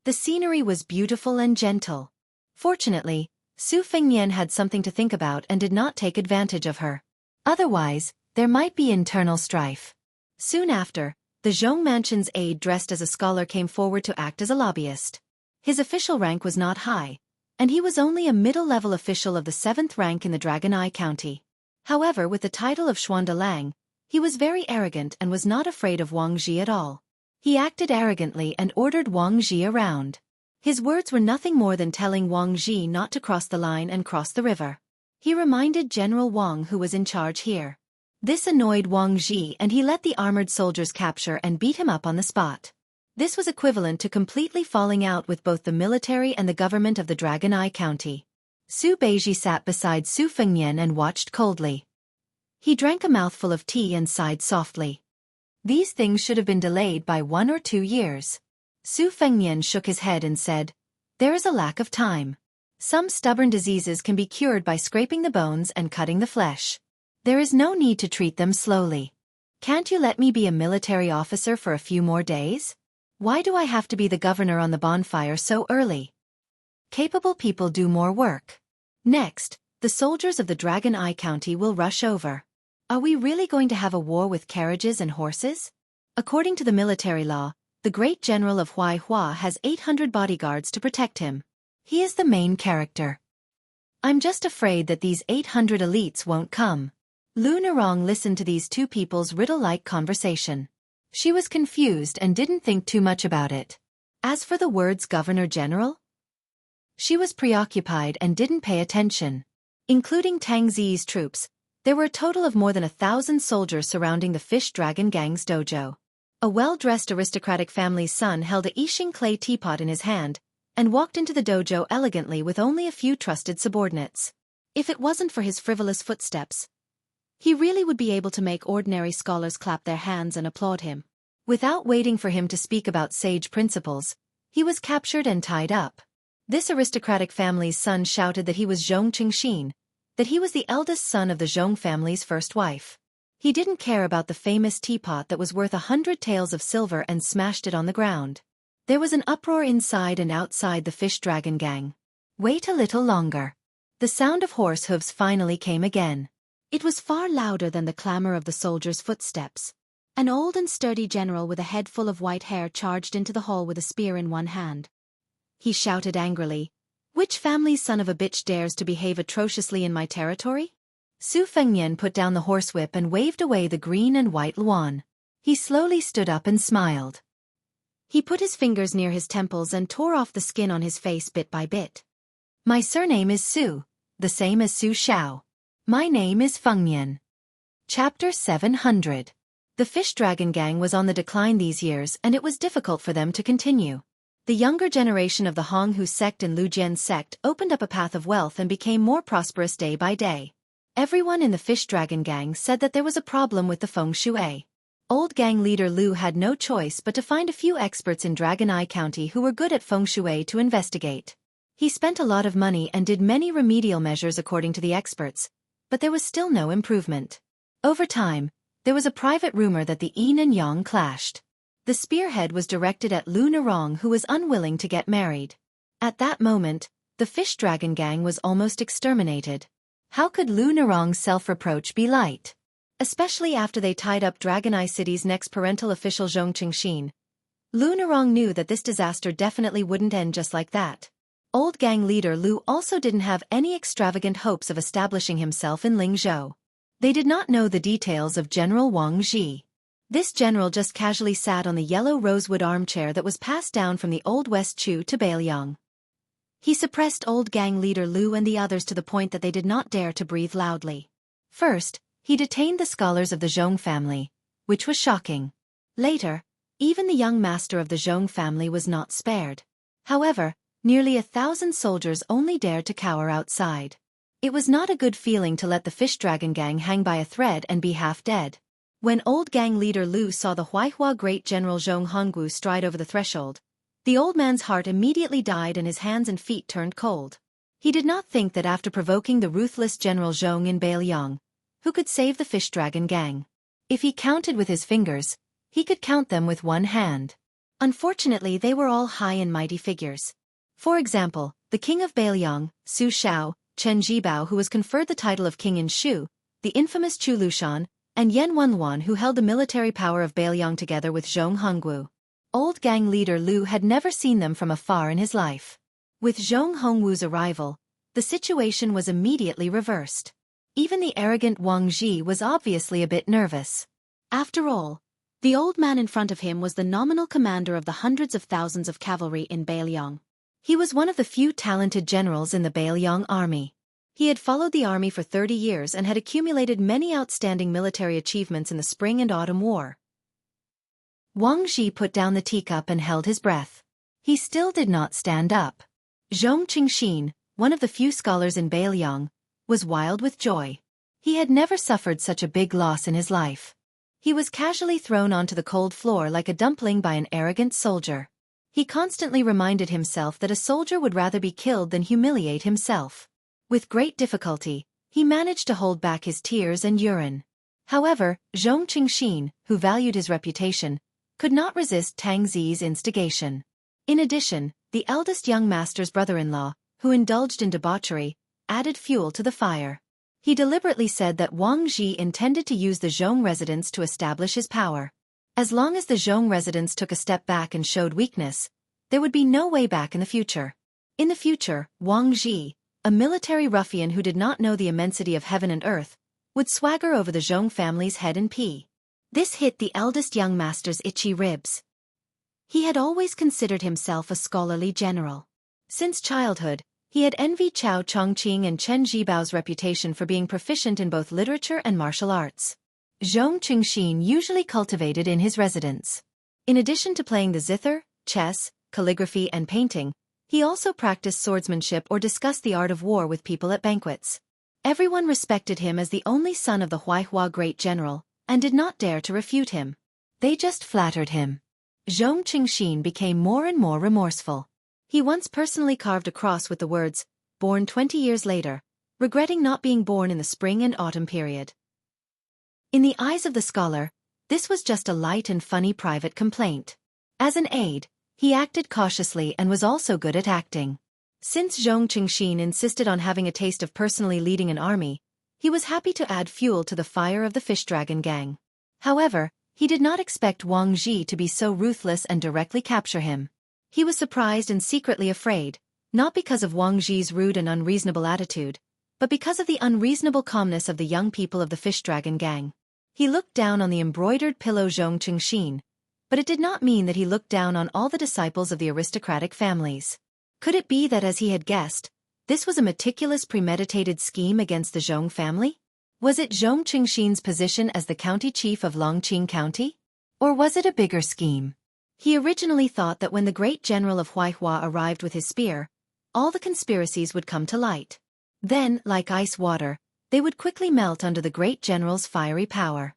Although Zhong Hongwu was angry with the king of Bailiang and resigned from his position as the commander of the cavalry, his salary was still there and his official rank was still there. Although his authority was somewhat damaged, he was not someone that ordinary people could provoke. He dared to assert that at this time, the old general who seemed to have fallen out of favor in front of the king of Bailiang was someone that even the military officer Yan Wenluan did not dare to openly criticize. The officialdom was just this interesting. Zhong Qingxin becoming the next county chief of Longyan County was a wake-up call to the entire officialdom of Bailiang. But the next scene was unforgettable for everyone in the hall. The white-haired young man slowly tore off the skin on his face, revealing a rarely seen handsome and feminine face with a pair of peach blossom eyes. But the young master's appearance was elegant, and he had a kind of heroic demeanor that Zhong Qingxin would never have in his life. Su Shao as in Su Shao. When Wang Ji heard these words, he suddenly tightened his grip on his teacup. There was no doubt that Wang Ji was an extremely daring and truly talented martial artist. Otherwise, he would not have been able to personally lead his elite cavalry into the western regions to suppress bandits. This was probably a unique, pleasing style of a brave general on the border. There were not many people that Wang Ji admired, much less those younger than him. But after that assassination, he had personally experienced Han Diaoxi's invincibility. In addition, after drinking wine with the king of Bailiang, Wang Ji, who had roughly 50 to 60% of the truth, was truly somewhat shocked and fearful of His Royal Highness. Wang Zhi's 3,000 cavalry had only been able to kill Han Diaoxi alone. As for the 2,000 cavalry under the command of his colleague from the Sword Pavilion, He Yan, they had not been able to fight to the death. After Han Diaoxi had passed through the cavalry formation, Wang Zhi and He Yan had tacitly agreed to withdraw from the battlefield.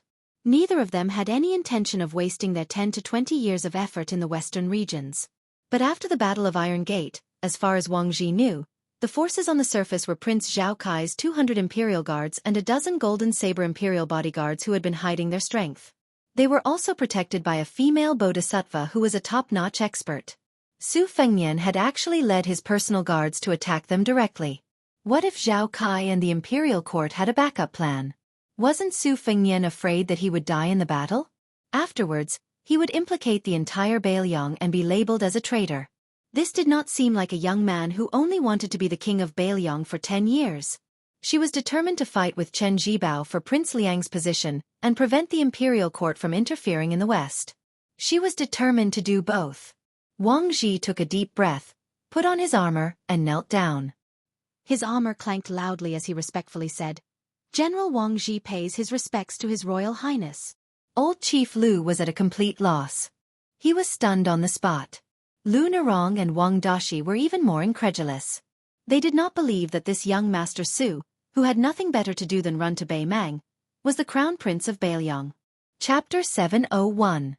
Zhong Hongwu was indeed worthy of being the Huaihua great general who had followed Ren Tu for half of his life. When he suddenly saw the young heir after so many years, he was only a little surprised and did not have the slightest bit of fear. If he thought highly of or feared this young man, how could Zhong Hongwu scold the heir in front of Su Xiao for selling his official position? The old general smashed the iron spear in his hand into the ground and glanced at Wang Zhi with a face full of disdain. Then, he looked at Su Fengnian who was secretly visiting Dragon Eye County and sneered, "Oh? It's the heir who personally came to Lingzhou. Which girl have you taken a fancy to?" "I'll say the ugly words first. It's best if the heir spends money on the prostitutes in the brothel. If one is willing to beat and the other is willing to suffer, then it's fine. I'm too lazy to pay attention to them. But if they forcefully kidnap women in Dragon Eye County, not to mention Wang Zhi's 1,000 cavalry, even if your highness white horse is added, I won't let a single one go and will detain all of them." Lu Nerong narrowed her eyes at the Huaihua great general who had accumulated a lot of power. Her hair stood on end. Su Fengnian handed the face that had taken root to Blue Bird. He looked at Zhong Hongwu who was like a tiger that refused to fall. He smiled gently. "Don't keep saying this, General. You're already an old man who has taken off your armor and returned to the fields. Just peacefully enjoy the rest of your life." The old general was furious. He already had a terrifying appearance. After he glared with his bell-like eyes, his aura was even more shocking. He shouted, "You dare! Others treat you as the great general's eldest son, but in my eyes, you're just a good-for-nothing. Look at your absurd actions for the past 10 years. Handing the Bailiang to you is like child's play. You're lucky that you're not my descendant. Otherwise, I would have personally used a rod to break your limbs and not let you go out and do evil." Su Fengnian dismissed it with a smile. The identity of Bailiang's heir was set in stone. Lu Nerong and Wang Dashi looked at each other in dismay. Zhong Qingxin was cowardly by nature. When he heard that it was the heir, Su Fengnian, even if Zhong Hongwu was overseeing things, he still quietly swallowed a mouthful of saliva. Although he relied on his identity as the son of the great general of Huaihua to get whatever he wanted in Longyan County, he still had many years of experience in the officialdom. In addition, there were experts in the Zhong residence who gave him pointers, so he was not unfamiliar with the ways of the world. He still understood the principle that the king of hell was easy to see, but the little ghosts were hard to deal with. In fact, Zhong Qingxin was secretly disgusted with his father for going against the king of Bailiang and resigning from his official post, incurring a grudge against the future king of Bailiang. He also did not understand. If Chen Jibao had not taken the initiative to leave Bailiang, this white-clothed war saint would still have a firm grasp of victory. Zhong Qingxin could still agree with his father's attitude. Zhong Qingxin also read many pages of bloody history books. Among them, the change of dynasties was the best time for heads to roll. Zhong Qingxin did not want this kind of precedent to be set on the Zhong family. Taking a step back, his father, the great general of Huaihua, could go back to his hometown and enjoy life for 10 or 20 years.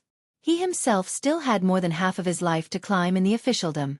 When Su Fengnian became the king of Bailiang, even if he was not implicated, wouldn't he have to obediently die of old age in this mediocre position of the county chief of Longyan County? He, Zhong Qingxin, had always regarded the next administrator as a national treasure in his pocket. In the hall, Lu Nerong was the most confused and bewildered. That relative of the steward of the Lingzhou general's residence who was spat on in front of the Fish Dragon gang's escorts? That descendant of a low-ranking official who did not have any chivalry and chose to stand by during the siege at Tuma Pass? That cold and eccentric person who only talked to Wang Dashi? That slippery young master who called himself uncle and nephew in Luqing and chatted happily? That ruffian who only warmed people's hearts when he bargained with the water seller at Yanhui Pass? That dog-shit Jianghu person who carried a saber but did not use it even once? How could he be the hereditary Shitzi of Bailiang? His surname was Su, but how could he be that Su Fengnian whom she should not have interacted with in this lifetime? The great general of Huaihua took Su Fengnian's smile as a matter of course and flinched. He waved his hand and ordered, "Release them." Su Fengnian glanced at Zhong Qingxin and the Zhong family scribes, then turned back to look at Zhong Hongwu. Why? Zhong Hongwu was so angry that he laughed. Who do you think you are? Even if the great general is here, I will make you obediently release them. Wang Ji, who had been kneeling on the ground, raised his head and said sternly, Zhong Hongwu, don't take advantage of your seniority. This general can flatten the little Longyan County with 1,000 cavalry. Zhong Hongwu did not even look at Wang Ji. He only crossed his arms and said arrogantly, Are you worthy of speaking to me? Brat surnamed Wang, you also paid Su Fengnian to buy your official title, didn't you? Do you dare to take a trip to the Liangmang border? Be careful, don't be so scared that your legs go soft when you see the Bailiang cavalry charging. Wang Ji was expressionless. He said coldly, Zhong Hongwu, I respect that you and my father are colleagues. If you humiliate me again, I, Wang Ji, will definitely make you suffer in the future. Zhong Hongwu laughed loudly. Your father? Surnamed Wang? Let this old man think about it. Zhong Hongwu restrained his smile and paused for a moment.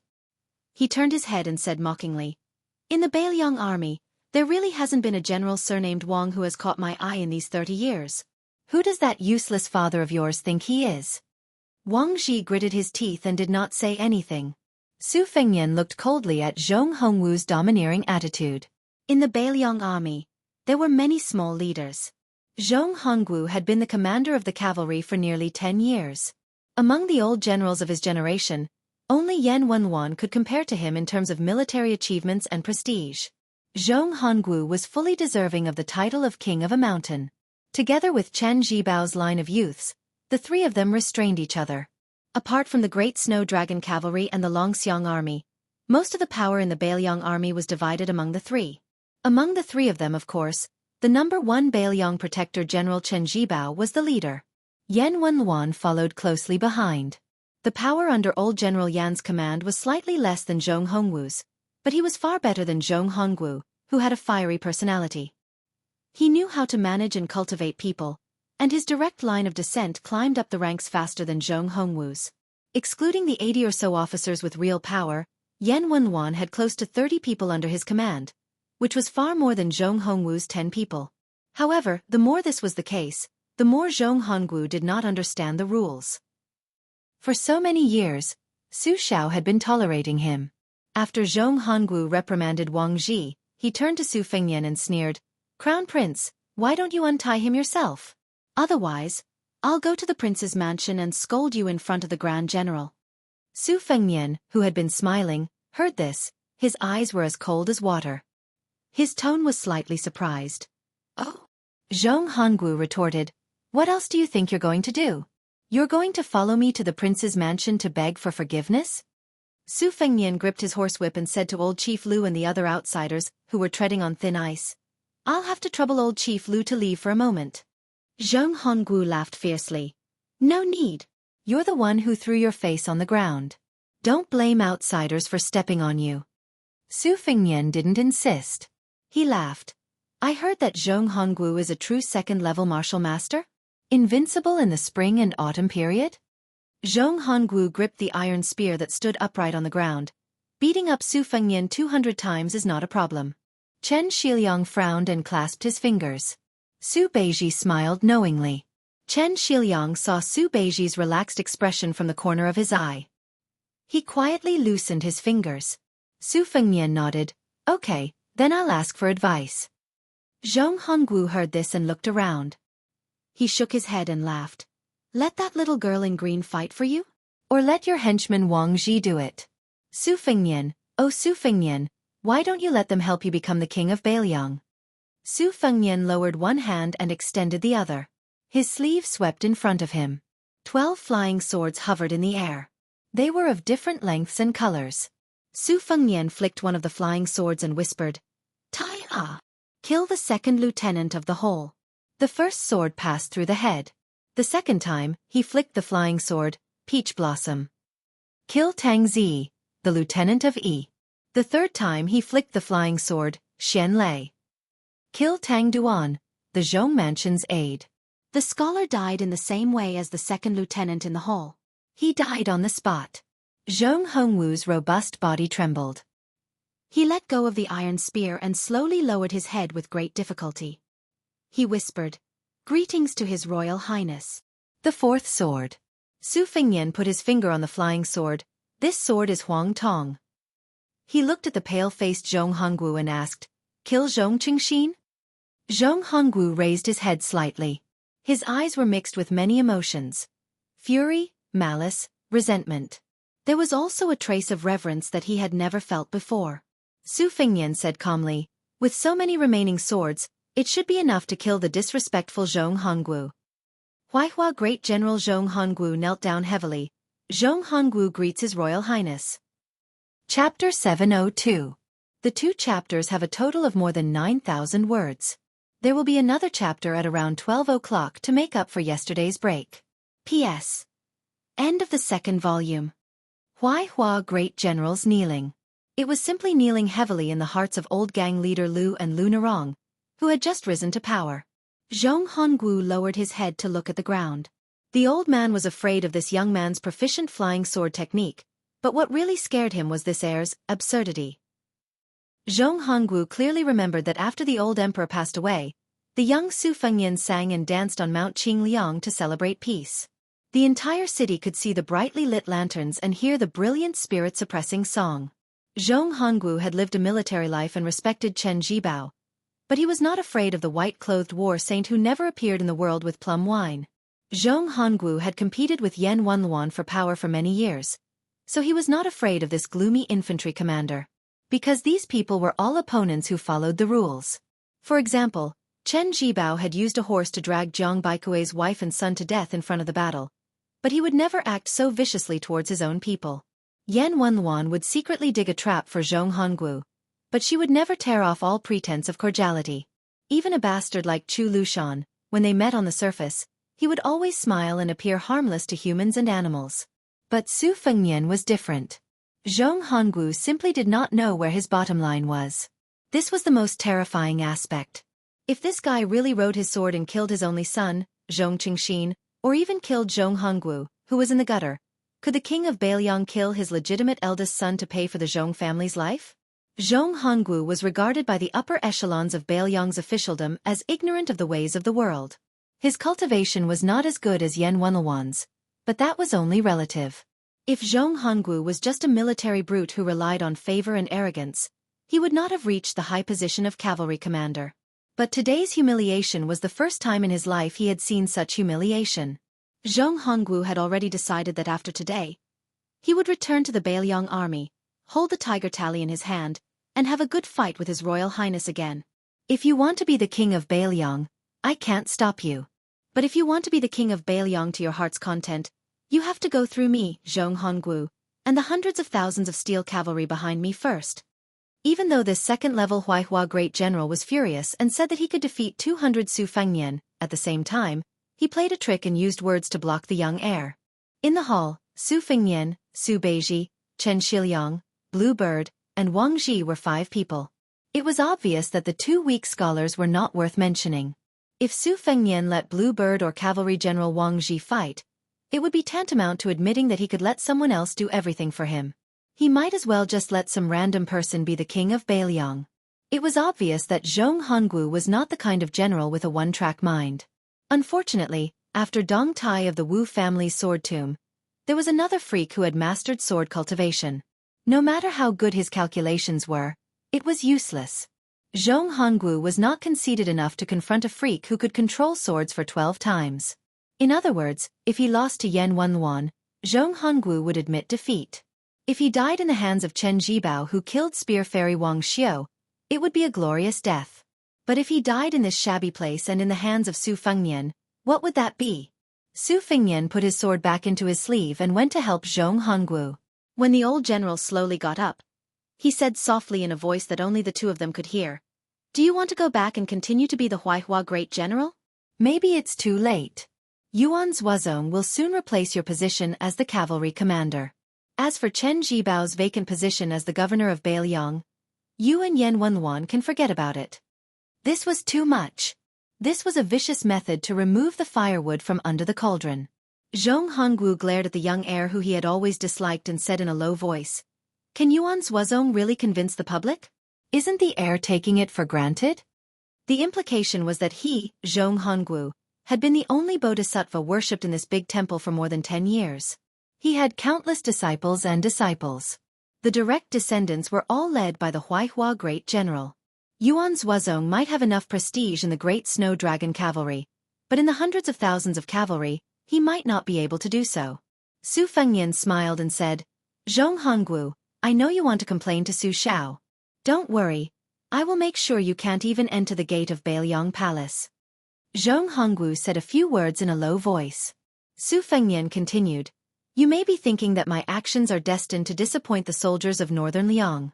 At that time, you can arrange your subordinates to incite incessant clamor for you to return to the army. You can rest assured that if anyone dares to speak nonsense, Yuan Zuozong will take advantage of the situation and kick them out of the Northern Liang army. He is worried that there is no place to place Dang Yu's confidants." Zhong Hongwu's expression changed slightly. This time, for the first time, he began to really look at this young man who he had looked down on since he was born.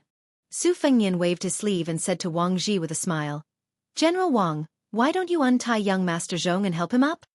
This casual wave of the sleeve had already frightened Zhong Qingxin, who was like a bird startled by the twang of a bow.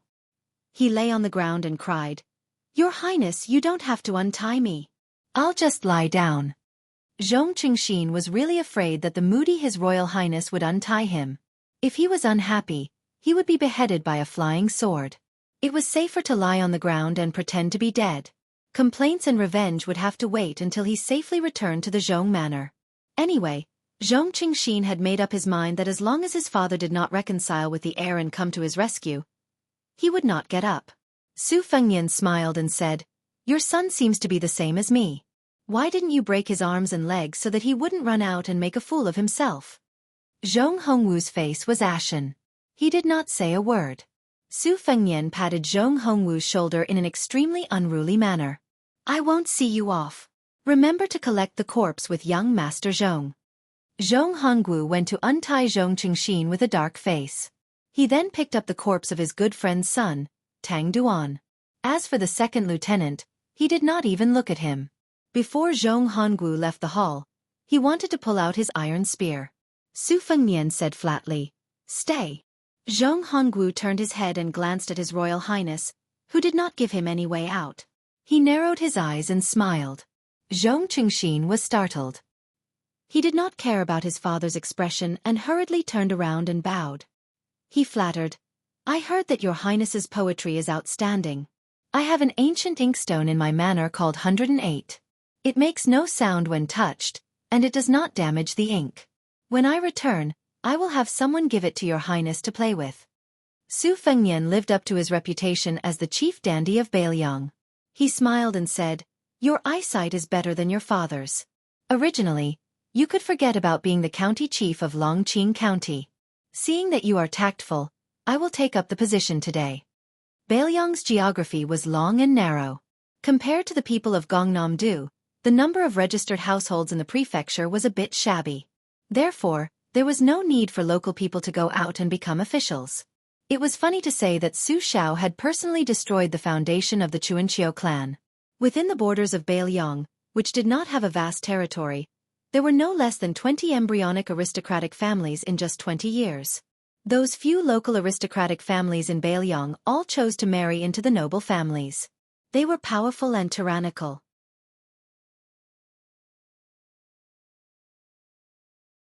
Zhong Qingxin suddenly felt sorry for his precious 108 inkstone, which he cared about more than he cared about his concubine.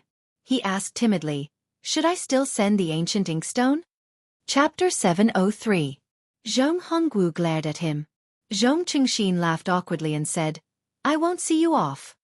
Zhong Hongwu punched the carriage and said in a low voice, "Your Su Fengnian is not particular, so don't blame me for not doing things properly." Zhong Qingxin was stunned. He didn't look at the corpse that he had drunk and enjoyed with yesterday. He moved closer and asked, "Father, are you rebelling?" Zhong Hongwu was angry that he didn't fight. He calmed his breathing and asked, "The great general can tolerate civil officials betraying Beiliang, but how many generals have you seen that can live to betray Beiliang?" Zhong Qingxin lowered his head and muttered, "How would I know?" Zhong Hongwu raised his hand and was about to slap him, but he stopped for a moment and didn't slap him. He retracted his hand and said slowly, "There has never been an undefeated general in the world. Zhang Baikue of the 13 armors of spring and autumn was one, but in the Battle of Western Fortress, his family was destroyed and his country was destroyed. He lost everything. This is the great general's strength. He can rise from a fall and can even climb back up. Zhong Hongwu lost this battle today because he was too careless. It's not a big deal." Zhong Qingxin's mind turned quickly.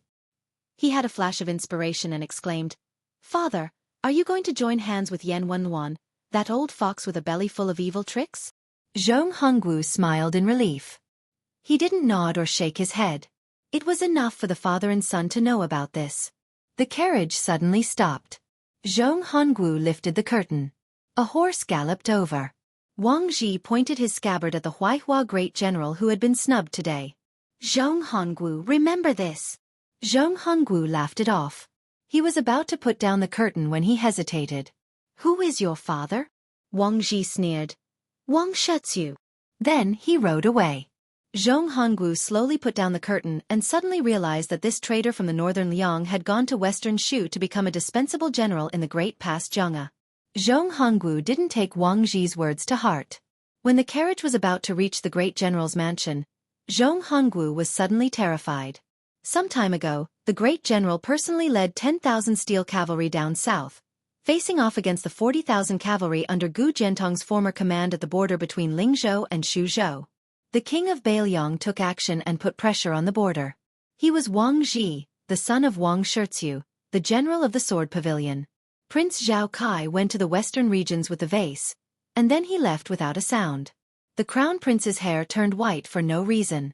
Zhong Hongwu clenched his fists and muttered to himself, "What have you done all these years?"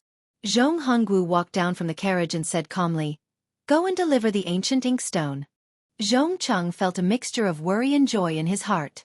He asked tentatively, "You want someone else to deliver it?" Zhong Hongwu finally delivered that resounding slap. The atmosphere in the Fish Dragon gang was very awkward. Old gang leader Lu and several old men knelt down and kowtowed to His Royal Highness. Their explanations varied. Some called themselves commoners, while others didn't forget to name themselves. They didn't even omit their own nicknames. Su Fengnian smiled and asked them to get up quickly. As for Lu Nerong, who stubbornly refused to move, and the young Wang Dashi, who was completely stunned, he didn't care. The old men were all people who had lived for 50 or 60 years. They soon took the initiative to leave. They were happy to see the turtle dove taking over the magpie's nest scene. Old gang leader Lu winked at his granddaughter Lu Nerong and went to appease the gang members. He only dared to say that the storm had calmed down. He didn't even dare to say that His Royal Highness had personally come to the Fish Dragon gang. After Wang Ji left, the hall was filled with the Crown Prince's confidants who were qualified to know the secret of the assassination at Iron Gate Pass. Su Fengnian joked, "Shiliang, let's make a bet?" Chen Shiliang smiled and said, "Let's bet on whether the ancient inkstone will be delivered or not. Will Zhong Cheng give it to you personally?" Su Fengnian nodded and said, "I bet that he won't deliver it, let alone young Master Zhong." If you win, the ancient inkstone will be yours. Xianxia smiled confidently and said, then I'll use this ancient inkstone to grind the dragon painting and give His Highness the 3 dragons shaking the sea painting. Xueqi raised his porcelain cup and took a sip of tea. He said slowly, you're forcing Zheng Hongwu to side with Yan Wenwan. Su Fengnian sat back in the armchair, loosened the whip, and leaned back. He said, I'm afraid Yan Wenwan won't agree easily. But if the fire is too big, it won't be easy to clean it up. I'm also in a difficult position. Otherwise, I'll let Zheng Hongwu return and send a secret letter to Yan Wenwan, or send a confidant to deliver the message. That would be the best. Xueqi shook his head and said, Yan Wenwan knows the big picture and is known as the clay Buddha. Unless Zheng Hongwu spends a lot of money, he won't be able to shake this big Buddha. If he was still the powerful Huaihua great general, then there would be some possibility. Now that he's lost his power and fallen into the water, I'm afraid it'll be very difficult to drag the clay Buddha down with him.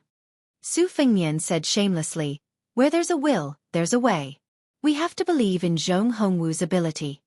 Su Xiao had previously asked Xueqi and Chen Shiliang to submit secret memorials regarding the change in Bailiang's military structure. The two of them took different routes to achieve the same goal. Both of them wanted to cut the Gordian knot and directly start with the top brass. Chu Lushan, as the protector general of Bailiang, made an exception to promote a large number of young and strong officers. This came from Chen Shiliang's memorials. And they had to force Zheng Hongwu and Yan Wenwan to withdraw from the border and retire behind the scenes.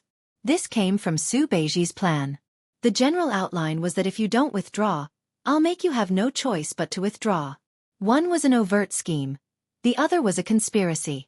Wang Dashi wanted to say something but stopped, not daring to interrupt. Su Fengnian turned his head and laughed. What's wrong? Wang Dashi realized in hindsight and blushed. He asked, Young Master Su, are you really Bailiang's His Royal Highness? Su Fengnian teased, am I not allowed to roam the Jianghu like you? The youth scratched his head and laughed foolishly. You can. Su Fengnian laughed and asked, how's your practice of the fist technique I taught you? Wang Dashi blushed and said, I practice it every day. But young Master Su, oh no, His Royal Highness, you know I'm stupid. I can't practice it well. Su Fengnian laughed and said, you're smart, so I won't teach you this fist technique. Alright, let me tell you, this fist technique was created by Wudong's Hong Shixiang.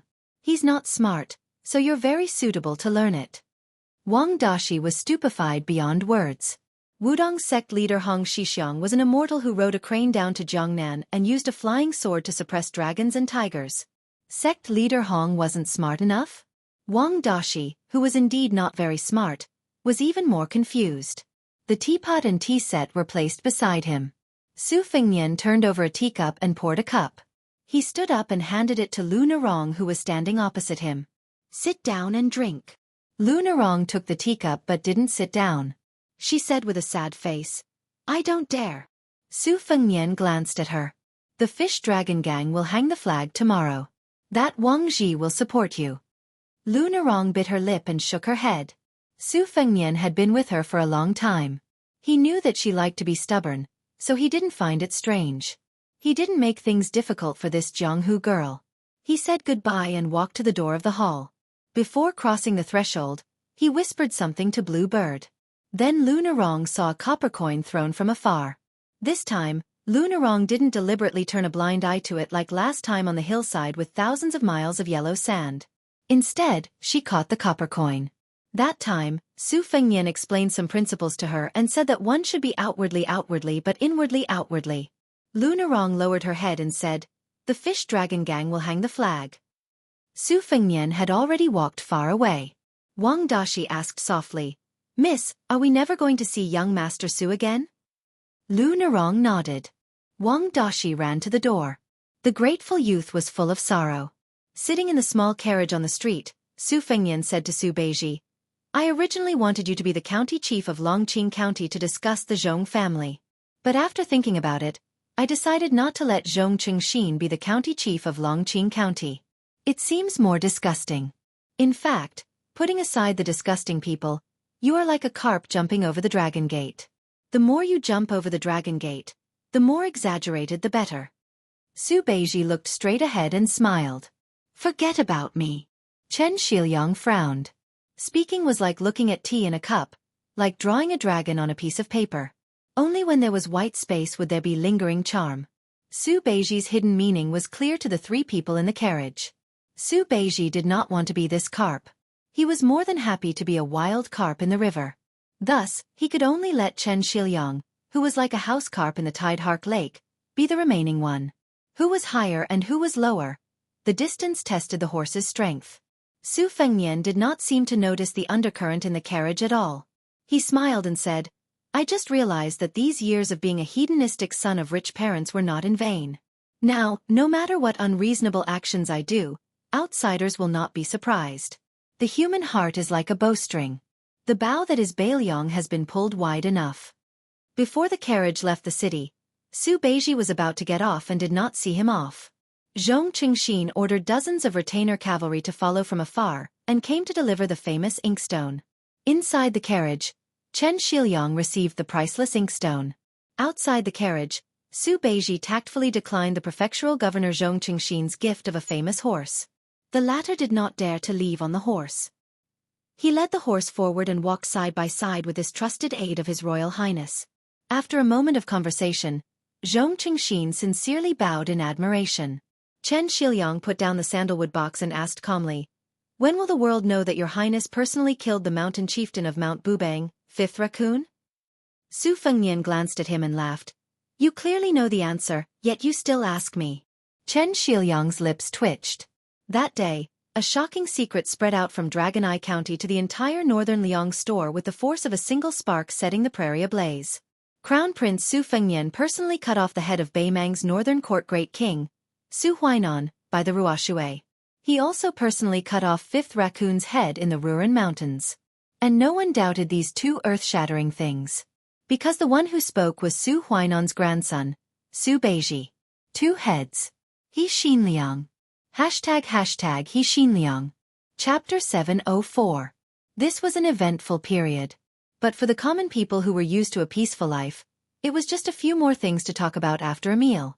They could not see the storm coming, so they would not be worried. After Su Fengnian returned from Beimang to Bailiang, he had first rushed to Iron Gate Pass to kill Zhao Kai. After returning to the Wang Fu, he had to take care of Su Weisheng.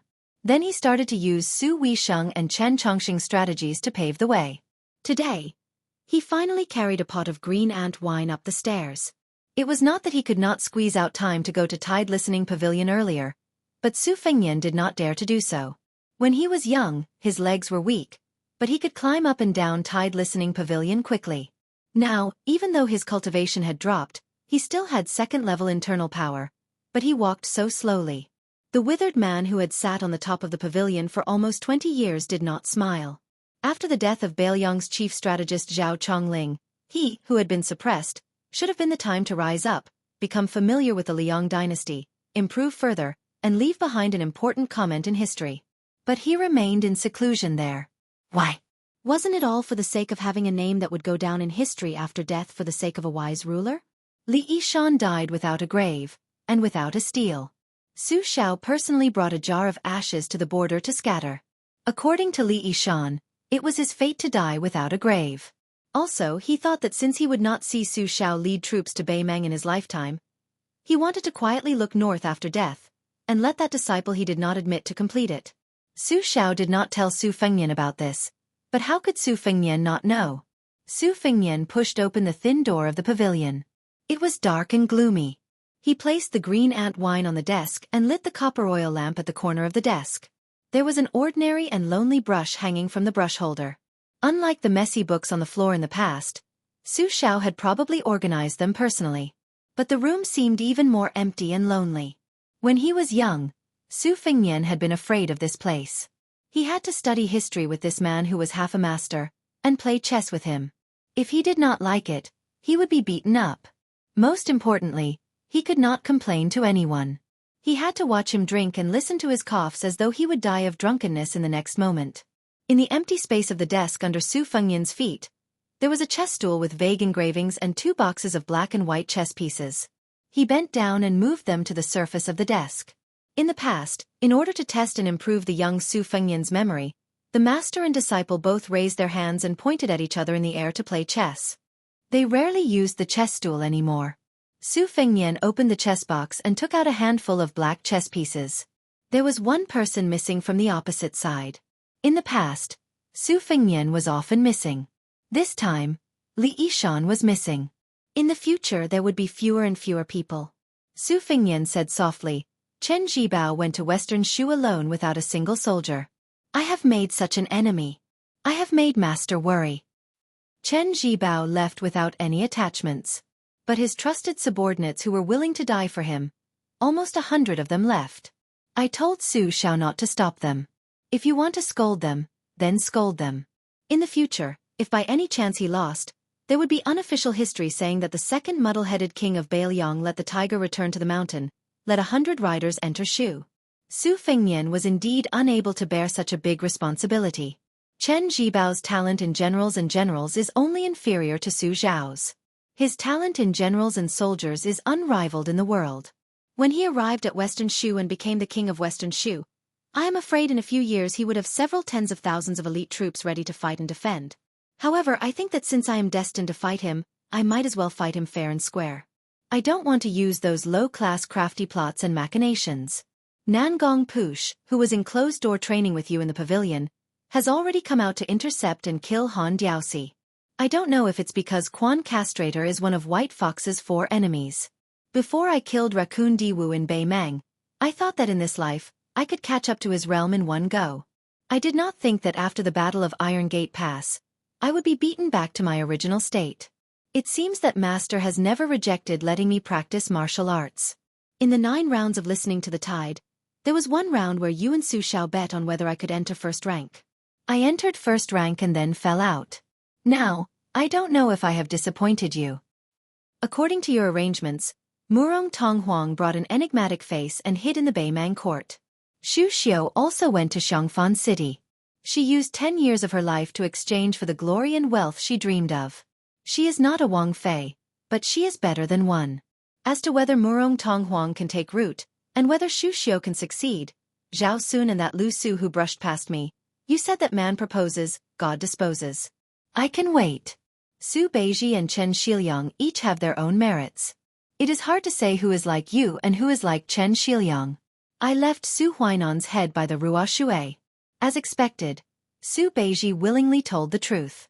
He is an extremely magnanimous counselor. He does not stick to the back of the curtain, and he comes up with many stratagems. He is also very familiar with politics, and his gift of foresight is even more outstanding. If nothing unexpected happens, I will make him the first choice for the next administrator. Chen Shiliang was born a poor scholar, but he is first class in recognizing strategy and literature. You once commented that strategists should plan for themselves, for others, for the army, for the country, and for the world. They should advance step by step, and only when they have achieved their own peace can they help others devise strategies. You said that strategists' talent in military strategy is something that can only be discovered but not sought. You yourself are a scholar, but you do not recommend that scholars give advice on how to conquer an army. You can skip this realm, but you must have the vision to plan for the country. You even said that Northern Liang's chess game is a helpless game of governing an orphan. You can only seek victory amidst danger. Strategists do not have to deliberately seek to rule the world. If they use this as their goal, they will have to destroy the wealth that Northern Liang has painstakingly accumulated over the past 20 years. Bailiang can only lose once, but Beimang and Liang can lose many times. I don't mind being a man with my tail between my legs. After all, after so many years, I have already become accustomed to it. My heir Jie is probably qualified for the important task of strategizing. I will make Wutong'an into a strategic location similar to Guangling Wang Zhao Yi's spring snow building. Who said that women are like that Longquan kiln, which has never been passed down from generation to generation? Su Fengnian rambled on like this. He was originally not a long-winded person. He was like this when he killed the enemy. During the Qingming festival, he killed Tao Qianji, the devil Xieling, Tuoba Chunsan's retainer, and the 5th raccoon of Mount Tibbing. Su Fengnian lowered his head and said, You once used your Go skill to evaluate several strategists in the world. Among them, Huang Longsher won first place, obtaining 76 pieces. Yuan Benshi, who has always been hiding behind the emperor, came in second, obtaining 67 pieces. Today, I will be bold enough to give Master the final verdict.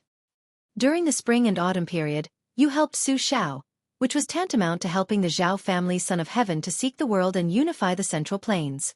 The Liang dynasty's territory was vast, no less than the great Emperor Qin's kingdom 800 years ago. 10 pieces, 10 pieces. Su Fengnian placed 10 pieces on the go board. Seeing through the matter of foresight, Master almost single-handedly advised Su Xiao not to strive for the world and not to sit on that scalding hot dragon throne. 6 pieces. Step by step, you drove Chen Zhibao into Shu and obtained 4 pieces. After gently placing down 6 pieces, Su Fengnian grabbed a handful of go pieces from the go box. As for the matter of geography, under your guidance, the imperial court allowed Su Xiao to lead troops into Beiliang and be given the title of king of a different surname. He was far away from the capital and was able to guard the northwest gate of the dynasty and obtain 9 pieces. You liked to personally plan troops, but you single-handedly facilitated the battle of the imperial concubine's tomb and Chu Lushan's 1,000-man cavalry to open Shu. After pacifying western Shu, you even used the strategy of exterminating the family. After entering Beiliang, you created no less than 100,000 refugees and sinners to form an army that could fight. Once I became the king of Beiliang, I would issue an amnesty and have 100,000 troops. 8 pieces. As for diplomacy, Su Xiao followed your arrangements and mediated with the imperial court, Zhang Julu, and Gu Jiantang for more than 10 years. He did not fall behind and was far better than the king of Yan's strategists. He was fully deserving of the title of #1 expert in the world. 9 pieces. As for astronomy, you did not believe in ghosts and gods, so you did not get a piece. As for the appreciation of people, Su Zhao's 6 pieces, Yuan Zuozong, Chu Lushan, and Qi Dangua all came from your unique insight and obtained 6 pieces. Yao Jian and Yi Shizhen took 4 pieces. After that, you personally wrote down the carving method for Su Beiji and Chen Shiliang, adding 4 pieces for now. Northern Liang is a desolate place. It only has 3 provinces in its hands. Even under your meticulous planning and management, Northern Mang still doesn't dare to make a single move. Moreover, you've successfully obtained the hereditary title for Su Xiao, giving an idiot like me the chance to become the Northern Liang king and obtain 8 sons. There were a full 60 pieces on the chessboard. Then, there were the relatively idle 6 pieces. 11 pieces slowly appeared on the chessboard. Su Fengnian looked at the chessboard in a daze. A strategist must first plan for himself. Huang Longshi, who single-handedly created the chaos of the spring and autumn period, is still free and unfettered. Yuan Benshi, who is invincible behind the scenes in the Zhao family, is also safe and sound, hiding in the imperial court.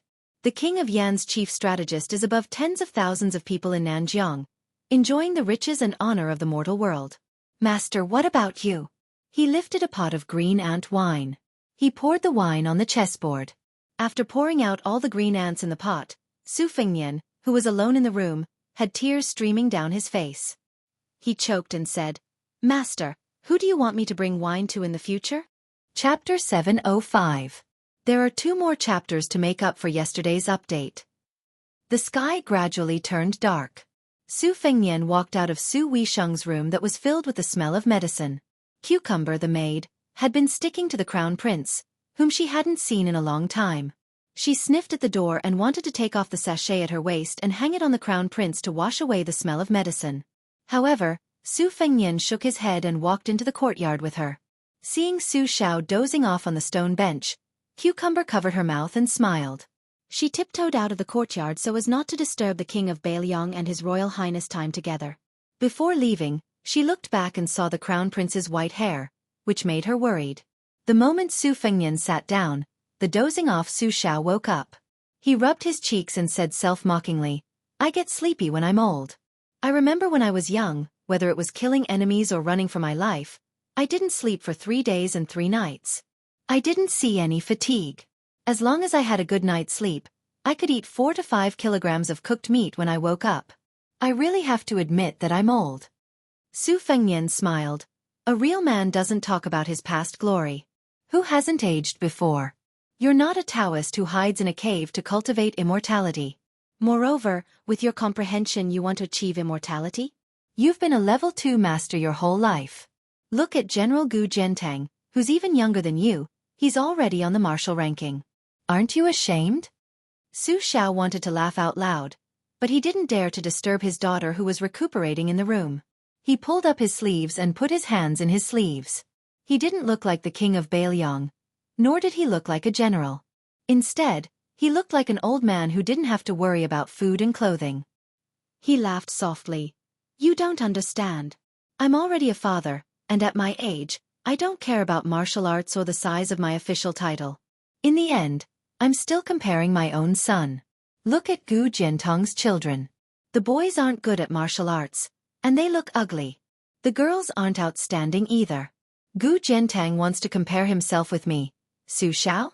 I don't even want to talk to him. He can go play with his blade. Su Fengnian laughed mockingly. You're taking it easy. Su Xiao turned his head and looked at the yellow crane tower at the top of Mount Qingliang. He suggested, let's talk while we climb? Su Fengnian nodded. He waved his hand and called the head servant girl from his second sister's courtyard over. He asked for 2 jugs of warm yellow wine. He got up and handed one to Su Xiao. Drink less, green ant. I feel like my throat is smoking. Since you've convinced yourself that you're old, drink more yellow wine in the future. It's good for your health. Su Xiao smiled and took the yellow wine. He took a small sip and walked out of the courtyard, following the main path of green stone toward the top of the mountain. When the king's mansion was built, according to the king of Bailiang's wishes, gold and jade would fill the hall. He wished he could just use gold to pave this path. Later on, his wife said that green stone slabs were fine. It also had a good meaning of the path to the clouds. One didn't ask for a meteoric rise. No matter how hard it was for one's children and grandchildren to walk, they would still reach the clouds. Su Xiao agreed without hesitation. Back then, he personally participated in the hard work of carrying stones and paving the path. The father and son leisurely climbed the mountain. Su Fengnian said, Chu Lushan has gone to Bailiang to be the protector general of Bailiang. He will be promoted to general of hussars. Because Chen Shiliang is preparing to organize the ranks of the Bailiang army, many of the miscellaneous titles will be abolished. There will only be 8 or 9 left. The title of captain will be more valuable than before. Let's start with the title of General of Hussars without the word de. Yuan Zuozong replaced Zhong Hongwu as the commander of Hussars and promoted him to General of Hussars. Qi Danghua and Ning Amei will be the Iron Buddha's main and deputy general respectively. Huang Manor will lead the new Longxiang army. The 3 of them will not be promoted to general for the time being. Guai Commandant Huang Fu Xiu will be promoted by 1 rank. As for whether he will be promoted to general of Yuzhou or something else, I will have to wait for Chen Shiliang's report. Shenyuan Qingfeng sent Mount Huishan's guest, Hong Yu, who does have the talent to lead troops. I am still considering whether he will replace Huang Fu Xiu as Guai Commandant. When second sister wakes up, she will be the commander of your 30,000-strong Great Snow Dragon Cavalry. Do you have any objections? Su Xiao laughed. Since I can comfortably be a hands-off shopkeeper, why would I have any objections? An old cucumber pretending to be young is too untactful. Su Fengnian widened his eyes and said, It sounds like there's a lot of resentment? Su Xiao quickly waved his hand. Not at all. Su Fengnian sighed and said, The Bailiang army has been turned upside down. There have been many changes from the top to the bottom. If there is a conflict, and I cannot suppress it, you may have to come out to pacify. Su Xiao said calmly, There will not be any major issues. The Zhao family has been ruling the world for 20 years. Our Su family has been ruling the Bailiang for almost 20 years. Father, if I ask myself, I do not owe any of the old men in Bailiang who are about my age. Also, I have a long line of good fortune. They should be satisfied. I know about Zhong Hongwu. If he dares to work with Yan Wenluan in secret, I do not mind letting him drink the northwest wind. He will not be a general, and even his title will be taken away. He will be content to be a rich family's farm shuang. As for Yan Wenluan, in the past, he and Chongling tried to persuade me to divide the river and rule the world together. All these years, he has been called the leader of the emperor faction by Xianxia. He has roped in many old people who have complaints. The group of young generals that Yan Wenwan has raised are mostly the descendants of old generals who were disheartened and retired when they had no hope of joining the dragon. Su Fengnian drank a mouthful of yellow wine. Almost 20 years of rotten meat. It is fortunate that you had the courage to have Yan Wenwan establish his own faction, and not let this vine reach the cavalry. That is why the entire Bailiang cavalry did not fall ill. Su Xiao held the wine pot and sighed. There was nothing to be done. In the Spring and Autumn War, the 9 countries fought for supremacy. Our Bailiang army destroyed 6 countries in one go. We fought with our lives in exchange. How many heroes do you think died? I was not willing to be emperor. Later, I entered the Jianghu. Fortunately, those who left were old soldiers who had connections to the Jianghu. But when I went on the expedition to Beimang, the emperor's decree was vicious. When I had no choice but to withdraw, the morale of the Bailiang army started to slacken. The reason was complicated, but the result was that they lost many of their captains. Many old people who wanted to make great contributions in one go faded out of sight. So it is said that it is difficult for a scholar to rule a country, but it is easy for a scholar to harm people. You have to be especially careful of Yuan Benshi, a strategist who is as famous as Yi Shanxiao. That secret decree came from his hand. In the Spring and Autumn War, the hard knives were used by Mi and Gu Gentong's group of martial people. These soft knives that do not see blood were mostly his work. The blue-eyed Zhang Julu, who jumped so many steps as an insignificant yellow doorman, and became Grand Secretary 3 years later, was also instructed by him. In my opinion, scholars are naturally more knowledgeable than us, who ride horses and carry sabers, but most of them have high vision but low ability. They cannot achieve great things. They are extremely knowledgeable, but they rarely achieve great things. The truly frightening ones are scholars like Yuan Benshi, who can take advantage of the situation and display their ambition. Before the current emperor ascended the throne, he sincerely said, "I am willing to be Mr. Yuan's puppet." Therefore, Yuan Benshi let him become the emperor. Zhao Heng, that woman, must have hated this Mr. Yuan, who made her lose the dragon throne. Ha ha, that resentful woman, Zhao Heng, before she died, it was rare for her to be a man. He used his death in exchange for Zhao Sun's hereditary succession. If he had this kind of mentality 20 years ago, there would be no such thing as the current emperor. That blind man called Lu Su, his eyes are blind, but his heart is lively. He wrote 2 strategies and 14 strategies beautifully. Even I can understand it. I heard you played chess with him at Yongzi Alley? Why didn't you directly capture him and make him Bailiang's strategist? Chapter 706. Su Fengnian shook his head. I didn't have time to take care of him at the time. Of course, the main reason was that I didn't believe in my luck, so I missed the opportunity. There are some regrets, but I don't really regret it. I've experienced Zhao Sun's ability as king of Jing'an. He's very good at enduring, but he's still not as good as his father. Without Lu Su, the king of Jing'an's vassal state would definitely have to be guarded by someone with great talent and bold vision. At that time, Bailiang would feel even more uncomfortable. It's better to let Zhao Sun fiddle around there. The vassal state has to enter the capital to meet the emperor every 4 years. If he dares to bring Lu Su along, I'm worried that he'll be poached. At that time, this once-in-a-century civil official vassal state would become the biggest joke. Su Xiao smiled with gratification. You're worthy of being my son, Su Xiao. You're so domineering. Su Fengnian smiled helplessly. Su Xiao laughed. Outside Dunhuang, 1 man and 1 sword guarding the city gate. That's quite domineering. No wonder that girl Sweet Potato is so dead set on you. Su Fengnian stopped when they were still some distance away from the top of the mountain. Together with Su Xiao, he looked at the panoramic view of Liangzhou. Yi Shizhen and Chu Lushan, one in the open and one in the dark, control the Bailiang spy agency. Since Lu Qiuer became the protector of Bailiang, she has to spit out a piece of meat. I plan to let Chen Shiliang take care of it. As for Yi Shizhen, do you have a suitable candidate in mind? Su Xiao asked softly. Why don't you choose Su Beiji? Su Fengnian shook his head. I want him to be wholeheartedly focused on becoming the next administrator. He'll be too distracted if he's involved in the spy agency. Spies are small and meticulous, but the administrator requires big plans. Besides, Su Beiji's health isn't good. I don't want him to follow in my master's footsteps. Su Xiao nodded and gazed off into the distance. As they continued to climb the mountain, Su Xiao said. Wu Qi should have already entered Shu from Beimang and joined Chen Jibao.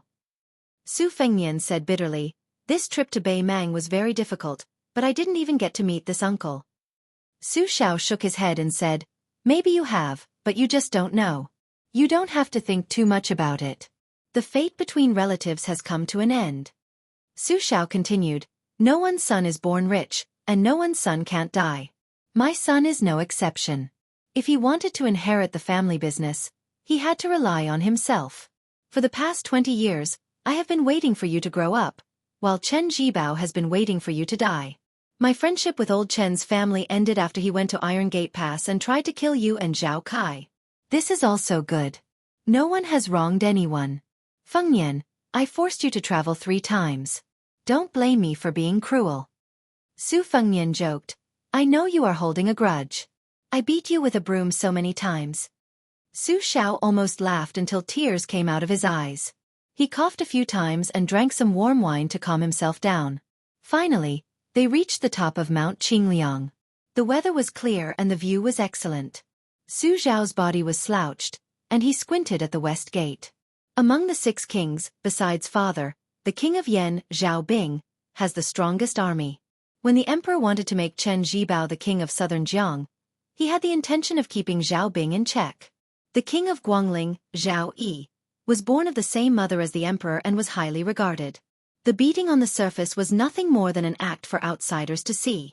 The left servant of the province, Sun Shiji, was made the Guangling magistrate because he was worried that Zhao Yi's methods would be too extreme and cause criticism. It would be difficult to guarantee that the Liang dynasty would be the 3rd hereditary ruler. The emperor's treatment of these 2 men showed how close he was. The king of Jiaodong, Zhao Sui, because he was in charge of the Tu Liao, he inevitably had some friendship with me. Over the years, he was dealt with by the emperor and Zhang Julu and Gu Zhentang.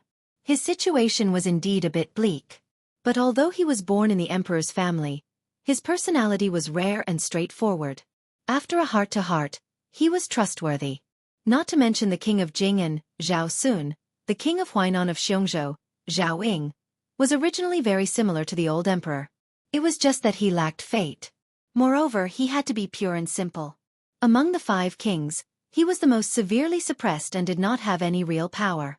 This time, the kings will enter the capital as usual. I definitely won't go, but Chen Jibao, who has not been made a king yet, is destined to go. Therefore, it will be a big scene of the 6 kings entering the capital. Su Fengnian shook the empty wine pot and asked, the crown prince has not been decided yet? Su Xiao smiled and said, if nothing unexpected happens, the 4th prince, Zhao Zhuan, will be made the crown prince before the other princes are made kings. Who let this kid be favored by Yuan Benshi? Su Fengnian frowned and said, isn't it said that the eldest and not the youngest, the legitimate and not the illegitimate? Although Zhao Zhuan is the legitimate son, the 1st prince, Zhao Wu, is the legitimate eldest son. Su Xiao handed the wine pot, which was still half full, to Su Fengnian and said calmly, Zhao Wu's character is unyielding. Now that the world is at peace, what he needs is stability and stability.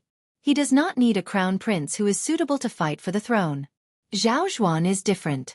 He has been smooth and slick in dealing with people for many years. He is destined to amaze the world with a single brilliant feat. Another important point is that their mother, Empress Zhao Ji, seems to have secretly instilled in them the idea that one day the older brother will be a general and the younger brother will be emperor. Although Zhao Wu has a bad temper, he has believed in Zhao Ji's words since he was young. He also has a very good relationship with his younger brother, Zhao Zhuan.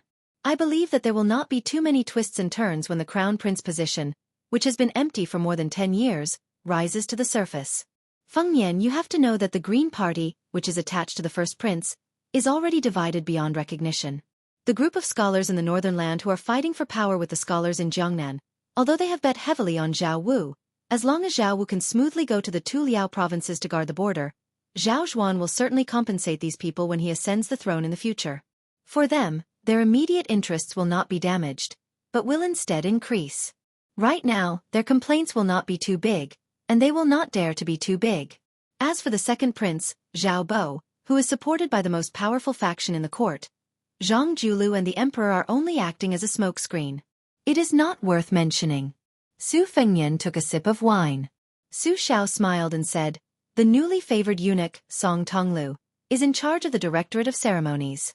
After the cat Han Shang left the capital, although he has not directly become the head eunuch of the Directorate of Ceremonies, he has taken over the Directorate of Ceremonies from his master. The court knows that I will obviously not pay attention to the show of the crown prince ascending the throne and the princes going out, so they had Song Tonglu come to Bailiang in private and bring you 2 sets of the crown prince's makeup clothes. One is red and the other is white. The white set is specially made for you. In the end, they want you to go to the capital to watch the ceremony. Are you going? Su Fengnian asked. 9 deaths. Su Xiao shook his head and said, this time is different. It will be difficult to die even if you want to. The emperor and the empress will protect you from both sides.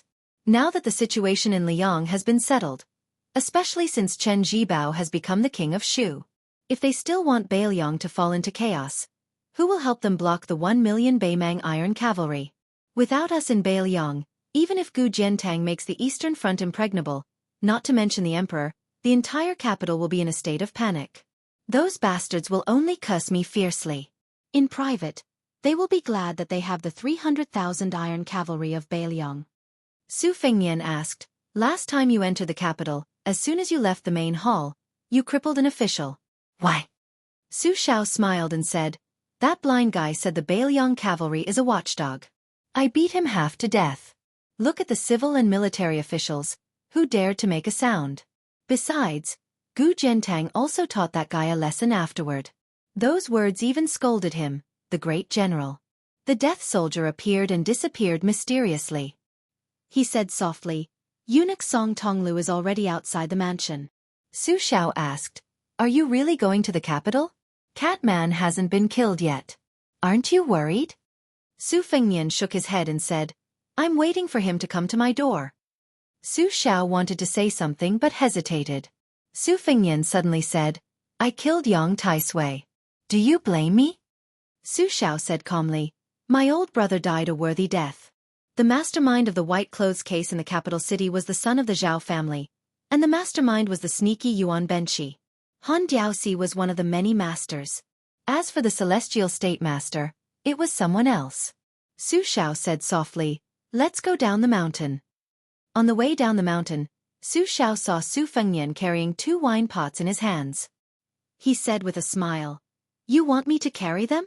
No matter how old you are, you can still put on armor and mount a horse. Carrying 2 wine pots is not a problem. Su Fengnian slowed down and looked at the bluestone under his feet. He said, I'm old but I can't die. Su Xiao sighed softly, I also want to hold a grandson. Chapter 707. The first 2 chapters have been updated with 10,000 words. The third chapter, 6 Kings Enter the Capital, is at around midnight. P.S. Please automatically subscribe to this book. Song Tonglu, who was not even 30 years old, was the head eunuch of the Imperial Eunuch Bureau, the personal attendant of the emperor who was favored by the empress, and had a secret edict. He could only take a few disguised eunuchs and quietly enter through the side door of Bailiang Palace.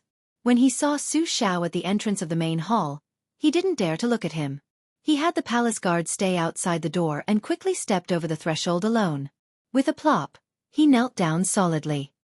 His forehead left a bright red mark as he said in a muffled voice, Song Tonglu of the Imperial Eunuch Bureau greets the King of Bailiang and His Royal Highness. Su Xiao and Su Fengnian didn't sit down, but they also didn't move to greet this eunuch who already held great power. Su Xiao smiled lightly and said, Song Diao Temple, rise and announce the edict. The titles of Diao Temple and eunuch were not titles that ordinary eunuchs could use. In the Imperial Palace of Graydon City, there were only a handful of them. Other than Han Xianxia, who had been at the top for many years, Song Tonglu's master, the head of the Imperial Eunuch Bureau, who was only second to the Ceremony Bureau, was one of them. Song Tonglu had been personally bestowed the surname by the emperor and now had a chance to reach the top. It could be said that the student had surpassed the master. The entire court was dumbfounded. When Song Tonglu left the palace, he had already thought it through. If he announced the edict, according to the law, the vassal kings had to kneel. As for whether the king of Bailiang knelt or not, Su Xiao could carry a sword into the palace and had the privilege of not kneeling to listen to the edict. However, if he stood there and announced the edict with a serious tone, it would probably be seen as a demonstration. From the beginning, Song Tonglu didn't want to be seen as arrogant. Even though he knew it was against etiquette, after he rose, he still pulled out the yellow secret edict from his sleeve. He bowed his head and walked quickly, handing it to the king of Bailiang with both hands, skipping over the announcement of the edict and ignoring it. Su Xiao took the secret edict and casually handed it to Su Fengnian. He then had this rather sensible eunuch sit down. Song Tonglu sat upright and still, looking straight ahead. However, out of the corner of his eye, he still caught a glimpse of the snow-haired Su Fengnian. He was shocked. For some reason, when he looked out of the corner of his eye, His Royal Highness was clearly lowering his head to read the edict. Song Tonglu was able to stand out among the tens of thousands of eunuchs in the palace and climb to the top step by relying on his extraordinary talent for observation. He immediately knew that the young heir had sensed his unintentional spying. He immediately lowered his gaze and only dared to look hard at his knees. Su Xiao smiled and said a few words of greeting. Song Diao Temple has been hard on you. Song Tonglu quickly shook his head and said, I don't dare. This is my duty. Su Xiao smiled and asked, Song Diao Temple, why don't you stay in Bailiang for a few more days? This king can entertain you to his heart's content. The young eunuch, who was startled by the mention of Song Diao Temple, quickly got up and knelt on the ground again. He said apologetically, Song Tonglu needs to immediately return to the capital to report.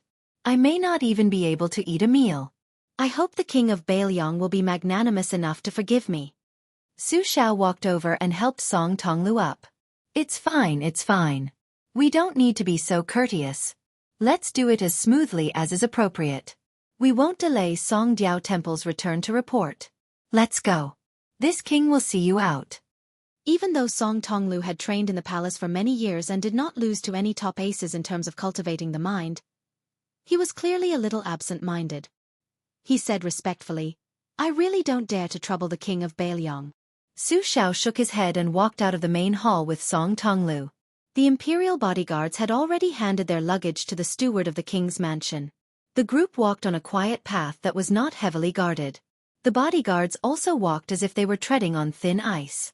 They took the opportunity to take a few more glances at the back of this king with a different surname. When they returned to the palace, they could boast to their colleagues that they had once been less than 10 steps away from the great king of Bailiang. Song Tonglu had been cautious for many years. Without leaving a trace, he trailed behind Su Xiao by more than half a step. When they reached the main entrance, Song Tonglu did not dare to let the king of Bailiang see him off. He immediately stopped. The imperial bodyguards silently filed out, mounted their horses, and waited in the distance. One of the bodyguards clicked his tongue and said, as expected of the great general who destroyed the 6 kingdoms of spring and autumn. Another person asked in a low voice, What's wrong? The bodyguard said in a low voice, There's a murderous aura when you walk.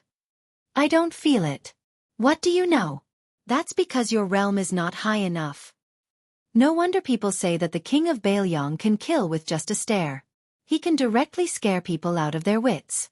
Fortunately, Song Diao Temple did not offend him. Otherwise, wouldn't we be killed with just a stare? One of the oldest and calmest bodyguards did not know whether to laugh or cry when he heard the ridiculous conversation of the younger generation. At the door, Su Xiao said softly, Everyone says that when you were on duty at the Directorate of Credentials in the Song Diao Temple, you were cautious and conscientious. You were in charge of the ancient and modern collections of literature, pasting yellow papers, and other trivial matters. You did everything in an orderly manner, and you could even write good articles. I'm a rough man, so it's difficult for me to take care of these troublesome things, so I won't talk about it. However, there's one thing that I remember very clearly. The content of the hereditary edict of my family's year of Feng was written by you. Someone in the residence said that you wrote it well, and I'll remember this favor. In the future, if you need my son, Feng Nian, the new prince of Northern Liang, just let me know. I won't dare to boast that I'll help you settle it. Song Diao Temple felt as if he had been struck by lightning. He subconsciously wanted to kneel again. Su Xiao held his hands and scolded jokingly. A man has gold under his knees. What is there to kneel for? Song Tonglu, if you have the chance to come to Bailiang Palace again, you don't have to remember this. This has nothing to do with your status. This king is indeed unreasonable and only cares about friendship. Song Diao Temple gritted his teeth and said with a trembling voice, In the future, Song Tonglu will definitely do what I have to do. However, I won't say too much about unnecessary matters. Song Tonglu will only remember these words in his heart and pretend that the Grand General did not mention them. Su Xiao nodded. This king will not see you out. Song Diao Temple's scholar bowed with his hands clasped in front and turned to leave. Su Xiao slowly walked back to the main hall. He saw that Su Fengnian had finished unpacking his luggage and was pinching the sleeve of a python garment. He was muttering to himself, "It looks pleasing to the eye and feels quite comfortable. When the flying sword leaves the sleeve, you have to be careful. If you cut it, who will sew it up?" Su Xiao joked, "Are you afraid that you won't be able to find someone to sew it up? There are 2 groups of refugees from the spring and autumn period that are heading north. I have intercepted many of them." The head of the Bailiang Weaving Bureau was the one who made clothes for the Southern Tang imperial family.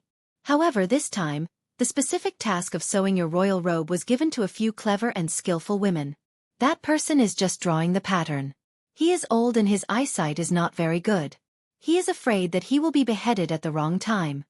Su Fengnian furrowed his brows and said, "Your python robe is not good?" Su Xiao laughed angrily. "How can a new king wear old clothes? Our Su family is not that poor." Su Fengnian put down the python robe in his hands and hesitated before saying, "I originally wanted to go to the northwest and capture the 100,000 refugees. Since I am going to the capital to observe the ceremony, I will put it aside and go to Great Peace City first." Su Xiao asked, "When do we move? How many cavalry do we need?" Su Fengnian laughed. "Tomorrow." "What cavalry? I am not a vassal king. I don't need to pay attention to ostentation when I go to the capital. Besides, if someone like the King of Yen brings 1,000 cavalry, Han Diaoxi will probably have to hide his head and tail. This time, I will open the door to the thief and let the cat kill to its heart's content." Su Xiao nodded and said, "Apart from your own arrangements, I will also secretly hand Yin and Chou over to you." Su Fengnian asked, "Then what about you? What if Han Diaoxi doesn't kill me but you?" Su Xiao laughed and asked, "Do you know why the sword god Li Chungang was suppressed in the Tide Listening Hall for 20 years? Do you know who cut off one of his arms when he left the mountain on the Dragon Tiger Demon slaying platform?" Su Fengnian was dejected and speechless. Su Xiao sat in his chair and said indifferently, "Go to the capital without worry. You don't need to worry about father's safety. There are as many people who want to kill me as carps crossing the river. I have plenty of ways to deal with them." Yin's sinister voice entered the father and son's ears again. Nangong Push has already returned to the pavilion. Shenyuan Qingfeng is in the pavilion in the middle of the lake. Both of them are heavily injured. Su Fengnian asked. "Wu." Yin replied stiffly, "Reporting to your highness, they are safe and sound." In the eyes of the earthly branch loyalists, the life and death of their comrades were insignificant. Su Fengnian stood up and went to the tide-listening lake. The young loyalist squatted by the lake, sulking. Su Fengnian walked over and saw him turn around with a guilty expression. He laughed and said, "Go eat your meal and then come with me to the capital tomorrow. There will be plenty of opportunities to exchange blows with Han Diaoxi." The youth jumped up and smiled brightly. "Really?" Su Fengnian raised his leg as if he was going to kick him into the lake. This lively and not gloomy youth grinned and jumped into the lake himself, happily paddling to the opposite shore. Su Fengnian smiled knowingly and walked toward the pavilion in the middle of the lake. As he approached, he saw Shenyuan Qingfeng sitting dejectedly against a pillar. Su Fengnian narrowed his phoenix eyes and sat down lazily. He mocked, "Both of you are Shen finger experts, but Han Diaoxi, the number 2 Shen finger expert in the world, is much more powerful than you, old Taoist." Shenyuan Qingfeng said sternly, "Wait until I reach Heavenly Phenomenon." Chapter 708. Su Fengnian said softly, "Have you forgotten that Han Diaoxi is best at killing Heavenly Phenomenon cultivators with his finger? That's why there's the saying that those below Earth immortals are invincible. Don't feel aggrieved. When it comes to martial arts realms, comparisons are odious. There will always be a higher mountain.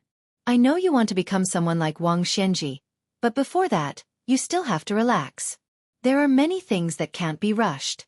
There are 800 unorthodox paths and 3,000 heretical paths. You've chosen an extremely steep and narrow path, so you have to cherish your life even more. As for me, I've briefly entered pseudo-heavenly phenomenon. It can be considered a fleeting moment, but there's one thing I can tell you.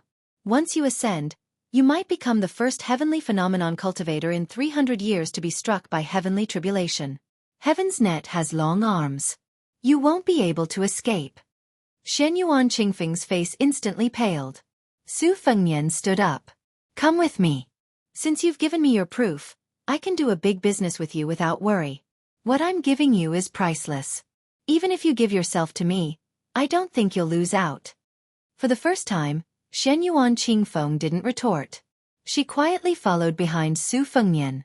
It seemed that her failure to encircle and annihilate Han Diaoxi had caused her arrogant and lawless character to settle down. Su Fengnian pushed open the door and entered the Tide Listening Pavilion. He brought Shenyuan Qingfeng directly to the 8th floor. The red robe appeared in the corridor, displaying Xidagarba's compassion. Su Fengnian smiled. Don't force yourself and enter. You'll lose your cultivation for nothing. The door opened and closed. Shenyuan Qingfeng saw an unforgettable scene. 9 imperial jade seals of different sizes. They hovered in the air. They hovered in the same position as the 9 kingdoms of spring and autumn. Su Fengnian stood still with his hands clasped behind his back. Calmly he said, Later Sui, West Chu, Southern Tang, Western Shu, Northern Han, and Great Wei. After the fall of these 6 countries, the names of the countries recorded in the history books were all destroyed by Su Shao. In order to commend Su Shao for his military exploits, the Liang imperial court bestowed 5 imperial jade seals to the Su family except for the missing West Chu emperor's seal. Back then, De Chu was regarded as the orthodox of the Central Plains largely because it had been passed down from the Emperor Qin's seal of destiny. Later on, it was separated by the spring and autumn period. Various countries had copied it or simply reprinted it. There were all kinds of names for it, such as seal and treasure. Of the 9 pieces you see, 3 of them are imitations made to make up the number 9. The Tide Listening Pavilion has 9 floors for a reason. I know what you want to ask. Since the imperial court only bestowed 5 and imitated 3, where did the last one come from? We're in the same boat, so there's no harm in telling you. Bailiang Palace secretly hid the little princess who carried West Chu's fate. Do you see that smallest imperial jade seal? It's only 4 inches wide, but it's the genuine yellow emperor's Yang seal of the Great Qin. As for the Yin seal, I've entered Emperor Qin's mausoleum in Beimang. However, that person wanted to keep it for himself and was only willing to show me the tip of the iceberg. I only wanted to save my life and escape, so I didn't have time to look into it. My younger brother, Huang Manor, won't be able to enter heavenly phenomenon for the rest of his life. Hong Shixiang abducted my older sister, and in order to return the favor, he severed the fate of the 5 nations. Bailiang didn't have a single bit of it on the surface, but it split into 3 portions and flowed into Liang and West Chu's pillars of fate. Su Fengnian ignored Shenyuan Qingfeng's dumbstruck expression and pointed at West Chu's national seal. It was completely colorless before and looked no different from ordinary jade. However, after the bull-riding flying sword severed the fate, it shone brightly. Apart from the fact that it still can't compare to the Liang imitations, it's already far more brilliant than the 7 imperial seals. This talisman formation is an item that steals the fate of the world. Chao Chongqing is already preparing to revive his nation, and I estimate that he'll take back West Chu's national seal in a few years. Rather than letting him take it away for nothing, I'd rather sell it to you. You can carry it with you for the next 2 years and slowly absorb it. When you reach heavenly phenomenon in the future, you can use it to resist the heavenly tribulation. Although the fate of the imperial seal is only 100th or 1,000th of that of a dynasty, if you monopolize it, I estimate that you won't become the shortest-lived heavenly phenomenon expert in the world. Shenyuan Qingfeng asked in a low voice. Then what about your little brother that my father said could only reach the finger-profound realm? Su Fengnian's lips twitched. At least you still have some conscience. 1 less Great Qin Yang seal, which is bound to be lost, but there are still 8 remaining.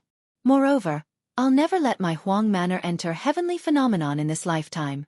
This talisman formation is just a precautionary measure. Besides, Huang Manor is different from you. Even if this talisman formation is beneficial to him, it's only a temporary solution. In the end, whether it's your current finger-profound realm or your future heavenly phenomenon realm, it's like a child's play in front of Huang Manor. Shenyuan Qingfeng said calmly, but I won't stop at heavenly phenomenon. Su Fengnian dismissed it with a smile. He stepped forward stealthily and reached out a hand to grab the West Chu imperial seal. Like a python drawing water, as the imperial seal was pulled towards Su Fengnian's hand, a series of mysterious ripples visible to the naked eye appeared in the air. The other 8 imperial seals trembled incessantly. When Su Fengnian grabbed the imperial seal, the ripples on the surface of the water gradually became as calm as a mirror. Su Fengnian turned around and handed the imperial seal to Xianyuan Qingfeng. Her expression changed drastically, and her entire hand turned from red to purple. Su Fengnian gloated. Hot? Don't let go. Xianyuan Qingfeng endured the stabbing pain in her heart and said angrily, Why doesn't it feel strange in your hand? Su Fengnian said self-deprecatingly, There's no pitiful wretch in the world who has more luck than me. If I, as the eldest son of Su Shao, wanted to hold this West Chu imperial seal before the Iron Gate Pass intercepted and killed Zhao Kai, I'm afraid I'd have to break one of my arms if I wanted to live. Xianyuan Qingfeng almost fainted from the pain, but not only was she unmoved, she even tightened her grip on the imperial seal. Su Fengnian sighed inwardly. What an unreasonable crazy woman. He said, Half of your life is yours, and the other half is mine. Do you agree? Xianyuan Qingfeng said straightforwardly, Yes, but it'll only count if I survive after I enter heavenly phenomenon. Su Fengnian smiled helplessly. Would it kill you to lose out a little? Xianyuan Qingfeng snorted coldly, but there was an inexplicable smile in her eyes. Su Fengnian walked to the door. Go downstairs yourself later. Xianyuan Qingfeng simply drifted out as soon as she stepped out of the door. Su Fengnian shook his head and closed the door. After going downstairs, he easily found White Fox in the outer corridor, who was in a daze. Su Fengnian comforted her. Hey. It's not shameful that you can't beat Han Diaoxi, who's number 10 in the world. It just means you haven't entered the top 10 yet. White Fox, who was hanging from her waist, didn't say anything. She turned around and walked into the building. Su Fengnian asked, I'm going to the capital tomorrow. Han Diaoxi will most likely come after me. Are you interested? White Fox stopped in her tracks. Are you that afraid of death? Su Fengnian muttered. You're so heartless. White Fox turned around and smiled. Don't worry. My state of mind won't be affected and stagnant because I can't kill Han Diaoxi. I'm the same as your Bailiang cavalry. We're on the path of fighting to support ourselves. There will be a few big defeats in the future. It's fine as long as I don't die. Su Fengnian didn't give up and asked again, You're really not going to the capital? White Fox said playfully, Why? Do you think you'll lose face if you don't bring me, the number 1 beauty in the world, with so many beauties in the capital? Murderous intent. Murderous intent. Su Fengnian, whose crooked intentions were exposed, fled downstairs in a panic. White Fox didn't chase after him.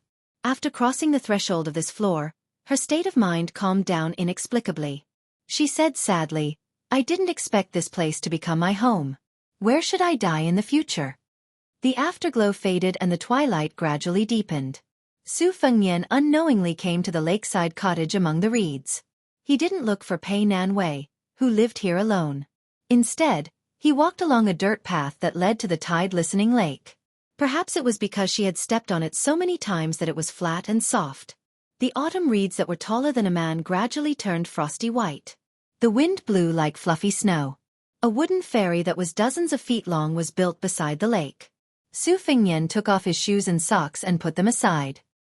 He lay back and closed his eyes to rest. After an unknown period of time, he heard a faint sound. The barefoot woman sat down beside him with her arms around her knees. After a long silence she finally said, Now I'm happy. You're worse off than me. It's karma. Su Fengnian didn't open his eyes. He said softly, Reed ropes made from reeds can be used to hang and ward off evil spirits. Spring reeds can be used to make flute membranes. Whether it's to ward off evil spirits or flute membranes, the reeds are not for you to make scarecrows to curse me. Pei Nanwei rested her chin on her knees. A cool breeze brushed her face. She said softly, According to the laws of the vassal states, this year the vassal king is going to the capital to meet the emperor. Are you going? If you're going, take me with you. I've never been to Great Peace City in my life. I want to take a look.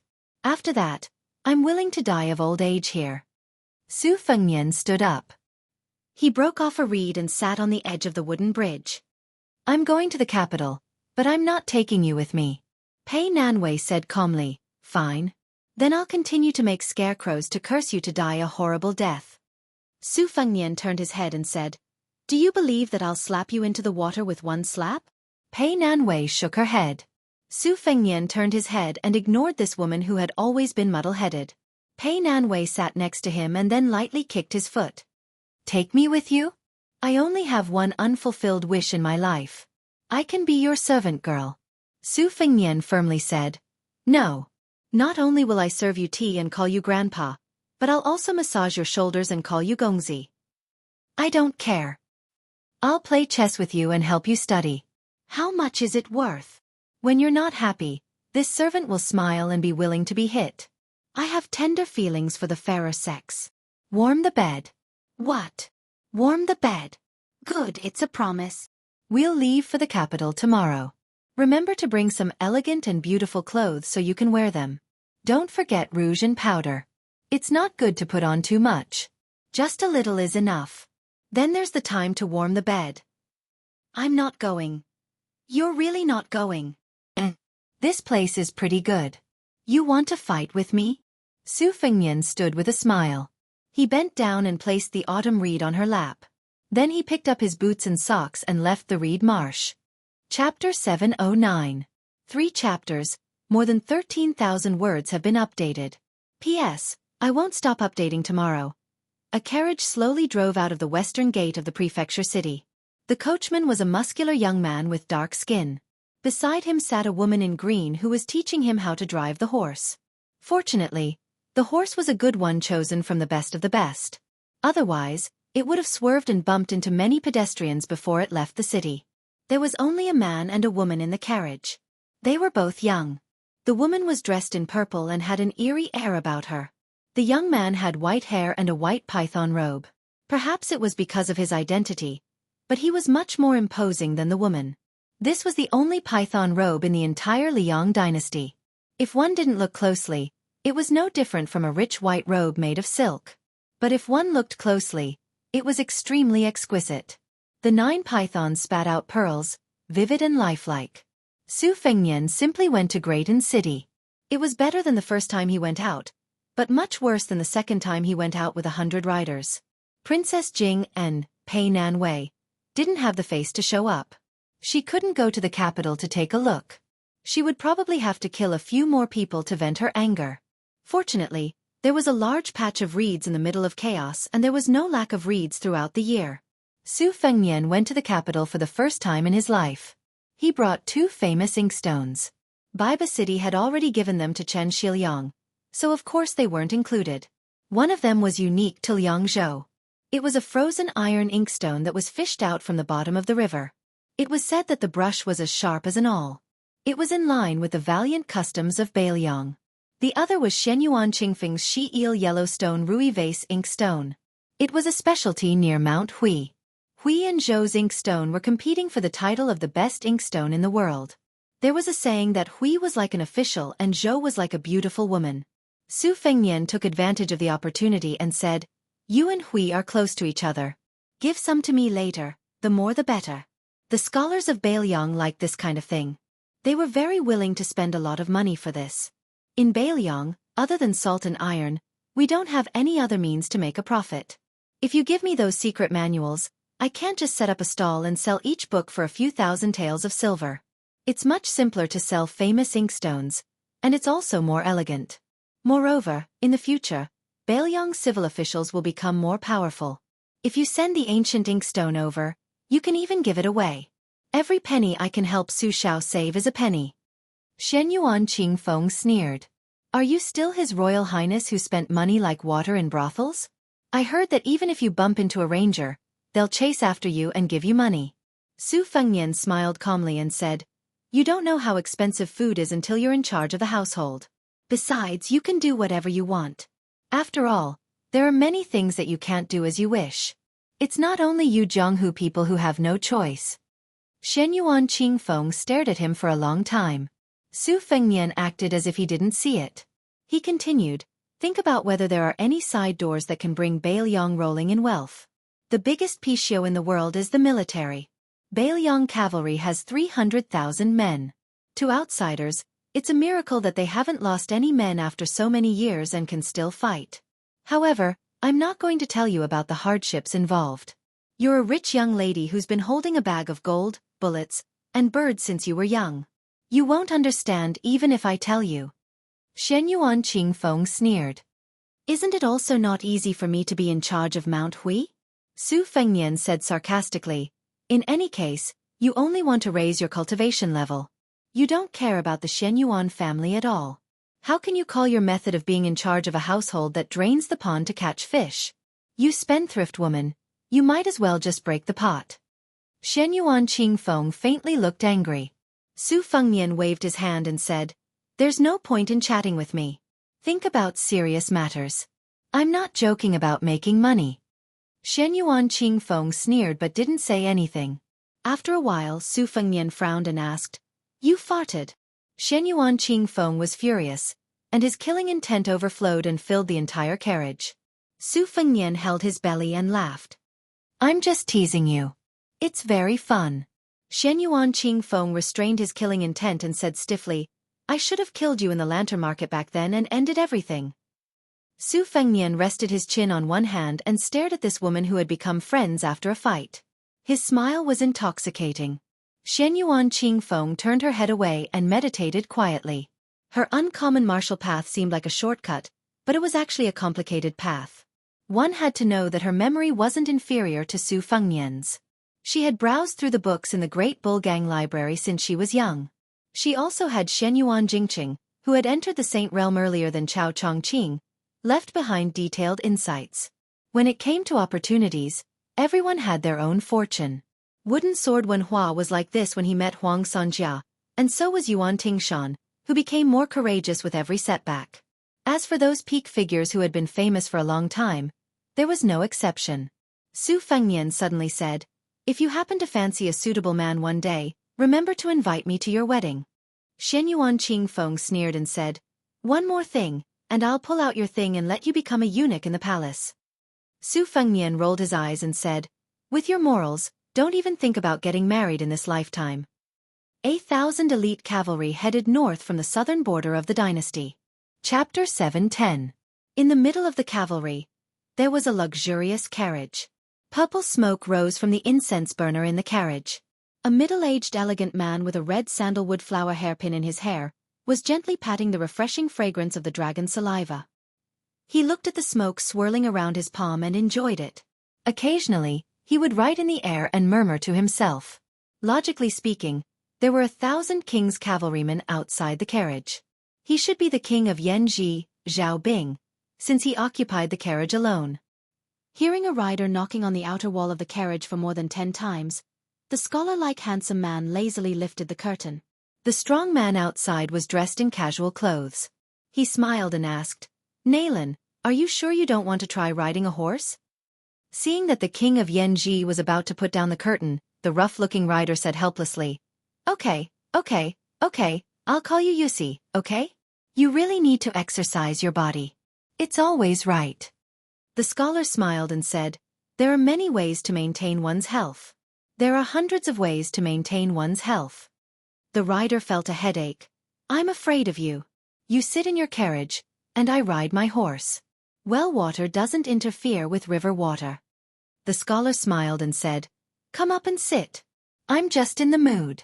I'll read the Yin Fu Jing for you. The rider pretended to be angry. Are you the king of Yanji or am I the king of Yanji? The scholar still smiled faintly. There are 10 accidents in the world. When people see that there is nothing in front of them, they are relieved. If you want to get on the carriage, I'll tell you about the accidents of this trip to the capital. The rider snorted coldly. This time I won't fulfill your wish. The gentleman who was called Nalan and then changed to Yusi smiled and put down the curtain. The rider sighed heavily and obediently got on the carriage. The rider, king of Yanji, Zhao Bing. The scholar was the dynasty's most famous strategist, Nalan Uci.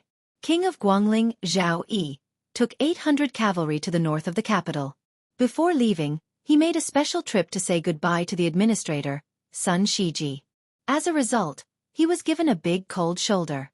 There were more than 10 carriages in this cavalry group, and the 2 largest carriages belonged to the vassal prince, Zhao Yi's son, Zhao Yuang, whose weight added up to 700 caddies of meat. The road that had long since been cleared of passers-by was spacious and quiet. The carriages traveled side by side. Crown Prince Zhao Yuang, who was as fat as a pig, pulled open the curtain and shouted, "Father, isn't that old son too arrogant? Not even giving you face? Are you trying to rebel?" Inside the carriage, Prince Guangling was like a small mountain. The 2 beautiful maids could only sit on his thighs. Zhao Yi threw a glance at one of the beauties. She smiled charmingly and lifted the curtain.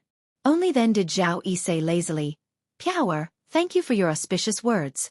It would be better if the Grand Preceptor rebelled." The chief strategist of the spring snow building rolled his eyes. Beside him was a famous general of the dynasty, Lu Shang, who was riding a red horse, looking majestic and heroic. The 2 formed a sharp contrast.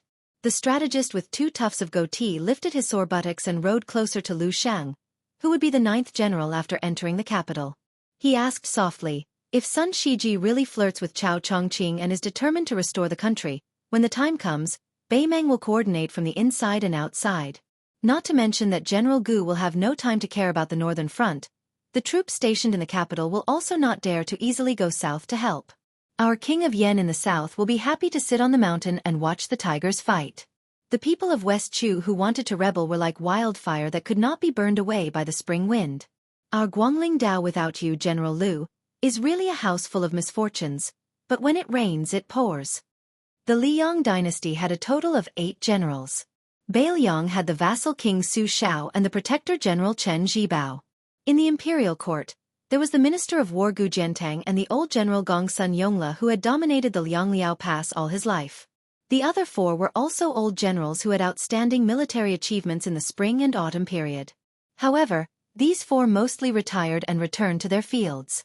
Only one of them entered the Ministry of Revenue, which had nothing to do with them. Lu Xianxia was about to leave the Guangling Dao and be promoted to assistant minister of the Ministry of War. He would be on the same level as the Tongxi sword Immortal of the Lu family in Gongnam-do. During the spring and autumn period, there were many exciting battles, such as the battle at the Imperial Concubine's Grave, the bitter battle at the Western Wall, the 10-year-long battle at Xiongfan City, and General Gu Jiantang's invasion of Xiongzhou. However, the 2 battles that were praised by the militarists as the most agile were Chu Lushan's opening of Shu and Lu Shengxiang's invasion of Dongyue on a snowy night. Lu Shengxiang was one of the few famous generals in the world. Without a doubt, he went to the capital to enter the Ministry of War that Gu Jiantang had gradually left. It was more natural than Lu Baijie who had no achievements. Lu Shengxiang laughed coldly, "If Sun Shiji dares to rebel, I dare to kill him myself." The advisor with the goatee who was known as the Lord of the Spring Snow Building laughed. The king of Jiaodong, Zhao Sui, led 500 cavalrymen down south. He was the only vassal king who went down south to meet the emperor. Zhao Sui's face was dry and solemn. He sat in a simple carriage and was deeply worried. His son, Zhao Yi, blended into the cavalrymen and was exactly the same as the ordinary cavalryman. Because of his good relationship with Su Shao in the early years, he had been troubled by him for so many years. That year, he fell into a trap set up by the capital. More than 30 of his elite subordinates were demoted or sent away. People's hearts were shaken and their vitality was greatly damaged. They had not recovered yet. Zhao Sui put down a military book in his hand and smiled bitterly. "Lame Su will definitely not be willing to come. I don't know if the notorious nephew has the courage." 300 cavalrymen set off from Xiongfan City. It was the same as the relationship between the king of Yen and Nailan Yusi. The one who rode the carriage was not the king of Jing and Zhao Sun, but the blind advisor. Zhao Sun felt refreshed. With Lu Su's strategy, the Song family, which was supposed to dominate the literary world for 3 generations, collapsed like a paper tiger. This old man Song vomited blood on the sickbed and died of anger. The king of Huainan, Zhao Ying, who was recognized as the most cowardly person in the dynasty, only brought a few dozen cavalrymen to the capital. He was drunk in the carriage. Looking at the many jars of wine at his feet, he was probably drunk more than sober. When he was sleeping, a lone cavalryman brushed past his pitiful cavalryman. It was the white-clothes plum wine of Shishu. Chapter 7:11. Wan Hua, who was still carrying a wooden sword, felt aggrieved the entire way. With great difficulty, he finally managed to escape from northern Mang to Liang's borders. Originally, he wanted to make a trip to northern Liang first and present the entire set of erotic paintings that he had painstakingly bought to little Nian. In the end, old man Huang refused, saying that he wanted to send him on his way. Wan Hua was so angry that he was about to die. The penniless wanderer immediately prepared to walk to northern Liang, but he never thought that old man Huang would threaten him that he would not be able to meet him in the capital after he left. Even after Wan Hua let loose a torrent of abuse, he still insisted on going to northern Liang. For the first time ever, old man Huang softened his tone, saying that they would meet sooner or later, and that they might even meet in the capital. Only then did old man Huang give up on Wan Hua's idea. The two of them bought a worn-out carriage. Wan Hua, on the other hand, was already very content with his life. However, after traveling for a few li, he urged old man Huang not to ride a carriage. They were both people of the Jianghu who had practiced martial arts, so they needed to train and temper their bodies. Thus, the two of them might as well ride a horse. How could old man Huang not know that this brat wanted to ride a horse alone to show off his wealth, so that he could show off his meager prestige? In truth, he did not agree at first, but later on, he could not stand Wan Hua's nagging and had no choice but to fork out money to buy him a mule. Even until now, the wanderer, who was so useless that he only had a wooden sword, did not pay attention to particular things. Riding a mule like a fine horse, he was still very proud of himself. With the mule under his buttocks, Wan Hua, who has the world in his hands, asked with a mischievous grin, "When we arrive at the capital, who should I find to compete with? Let me say this first, when I fought in the arena to steal a bride and was beaten down, Xianxia would carry me away. When the time comes, don't leave me to die." Old man Huang, who was driving the horse, said indifferently, "Dongyue sword pools by Zhongshan." Wan Hua gasped and laughed mischievously. "Dongyue sword pool? I've heard that they're extremely powerful. Can you change to another one? It's not that I'm afraid of them, but when experts exchange blows, they should at least let me warm up first, right?" Old man Huang sneered. "Sure, Qi Jiajie." Wan Hua asked cautiously, "What do you do? Among the 18 martial arts, which one do you practice?" Old man Huang said unhappily, "The #1 swordsman in the capital." Wan Hua smiled apologetically. "Old man Huang, didn't I ask you to find an expert who's slightly inferior? His reputation is so great, it's not suitable." Old man Huang asked, "Find someone with a smaller reputation?" Wan Hua shamelessly nodded with all his might. "Let's do it slowly, step by step. You won't become a fatty in one bite, right?" Old man Huang nodded. "Then find a woman called Xueqi, the maid of a swordsman. Is that okay?" Wan Hua really did not have the face to say no. After pondering for a while, he felt that a maid could not be that fierce. He patted his chest and said heroically, "Sure, why not? If you're a man, you can't say no." Old man Huang glanced at him. Wan Hua was enraged. He said angrily, "I'm just a fledgling who hasn't tasted meat, so what? Why don't you find me a woman with a thin waist, a bun, and a big butt?" Old man Huang said calmly, "Okay, I'll find you one." Wan Hua asked probingly, "You're not bluffing me? Don't paint a picture on paper. At that time, I'll hate you for the rest of my life." Old man Huang simply couldn't be bothered to speak. Wan Hua was amused for a moment, and then he asked with slight melancholy, "Old man Huang, what realm am I at exactly? You only taught me 2 moves, and I started practicing the sword late. Can I really defeat others? Tell me if I'm at the 3rd rank or not." Old man Huang chuckled. 3rd rank. When Wan Hua heard the word chuckle, he instantly shuddered. Besides feeling lingering fear, he slightly missed the young woman who was unable to leave the small tea house for some unknown reason. Her temper was slightly bad, but she didn't speak much. For a woman, this was not easy. Wan Hua didn't think too much about her, and he asked carefully, "Then you should at least be at the 4th rank, right?" Old man Huang said impatiently, "Why do you care about all this? If you encounter an enemy, just strike once. If the first strike doesn't work, strike a second strike. If you can't beat them, then scram." Wan Hua made a habitual action of touching his crotch, and he sighed. "Motherfucker, I chatted with little Nian for half a day before I came up with a few domineering titles like the #1 sword in the Central Plains. Looks like when the time comes, even if I become famous in the capital, I'll definitely be called Two Swords One. Old Man Huang smiled and asked, Two Swords One doesn't sound good? Then how about Two Swords One? Two Swords One is fine too. Wan Hua fumed with anger and cursed. Two swords, Wan Hua, your ass. Old Man Huang sighed. 2 strikes aren't enough? There are many. If Li Chungang hadn't been delayed by the two-sleeved azure snake all those years ago, he would have entered the great realm of sword immortals that opened the gates of heaven with a single strike. How would he have been in such a miserable state later on? Now that Dong Tai has headed to the Eastern Sea, isn't it because he wants to return 10,000 swords to one? Wan Hua was displeased when he heard this. Old Man Huang, it's really unkind of you to point fingers at these two old and new sword gods like this. The old man smiled light-heartedly and paid no attention to him. He glanced at the carefree wanderer who was new to the world. 2 strikes to 1 strike. That's the difference between heaven and man.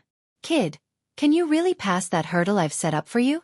When the time comes, will you choose to be a sword immortal of the land, or will you choose to be a pipe dream? The late Emperor Li Yong had once said that all outstanding talents would enter his trap.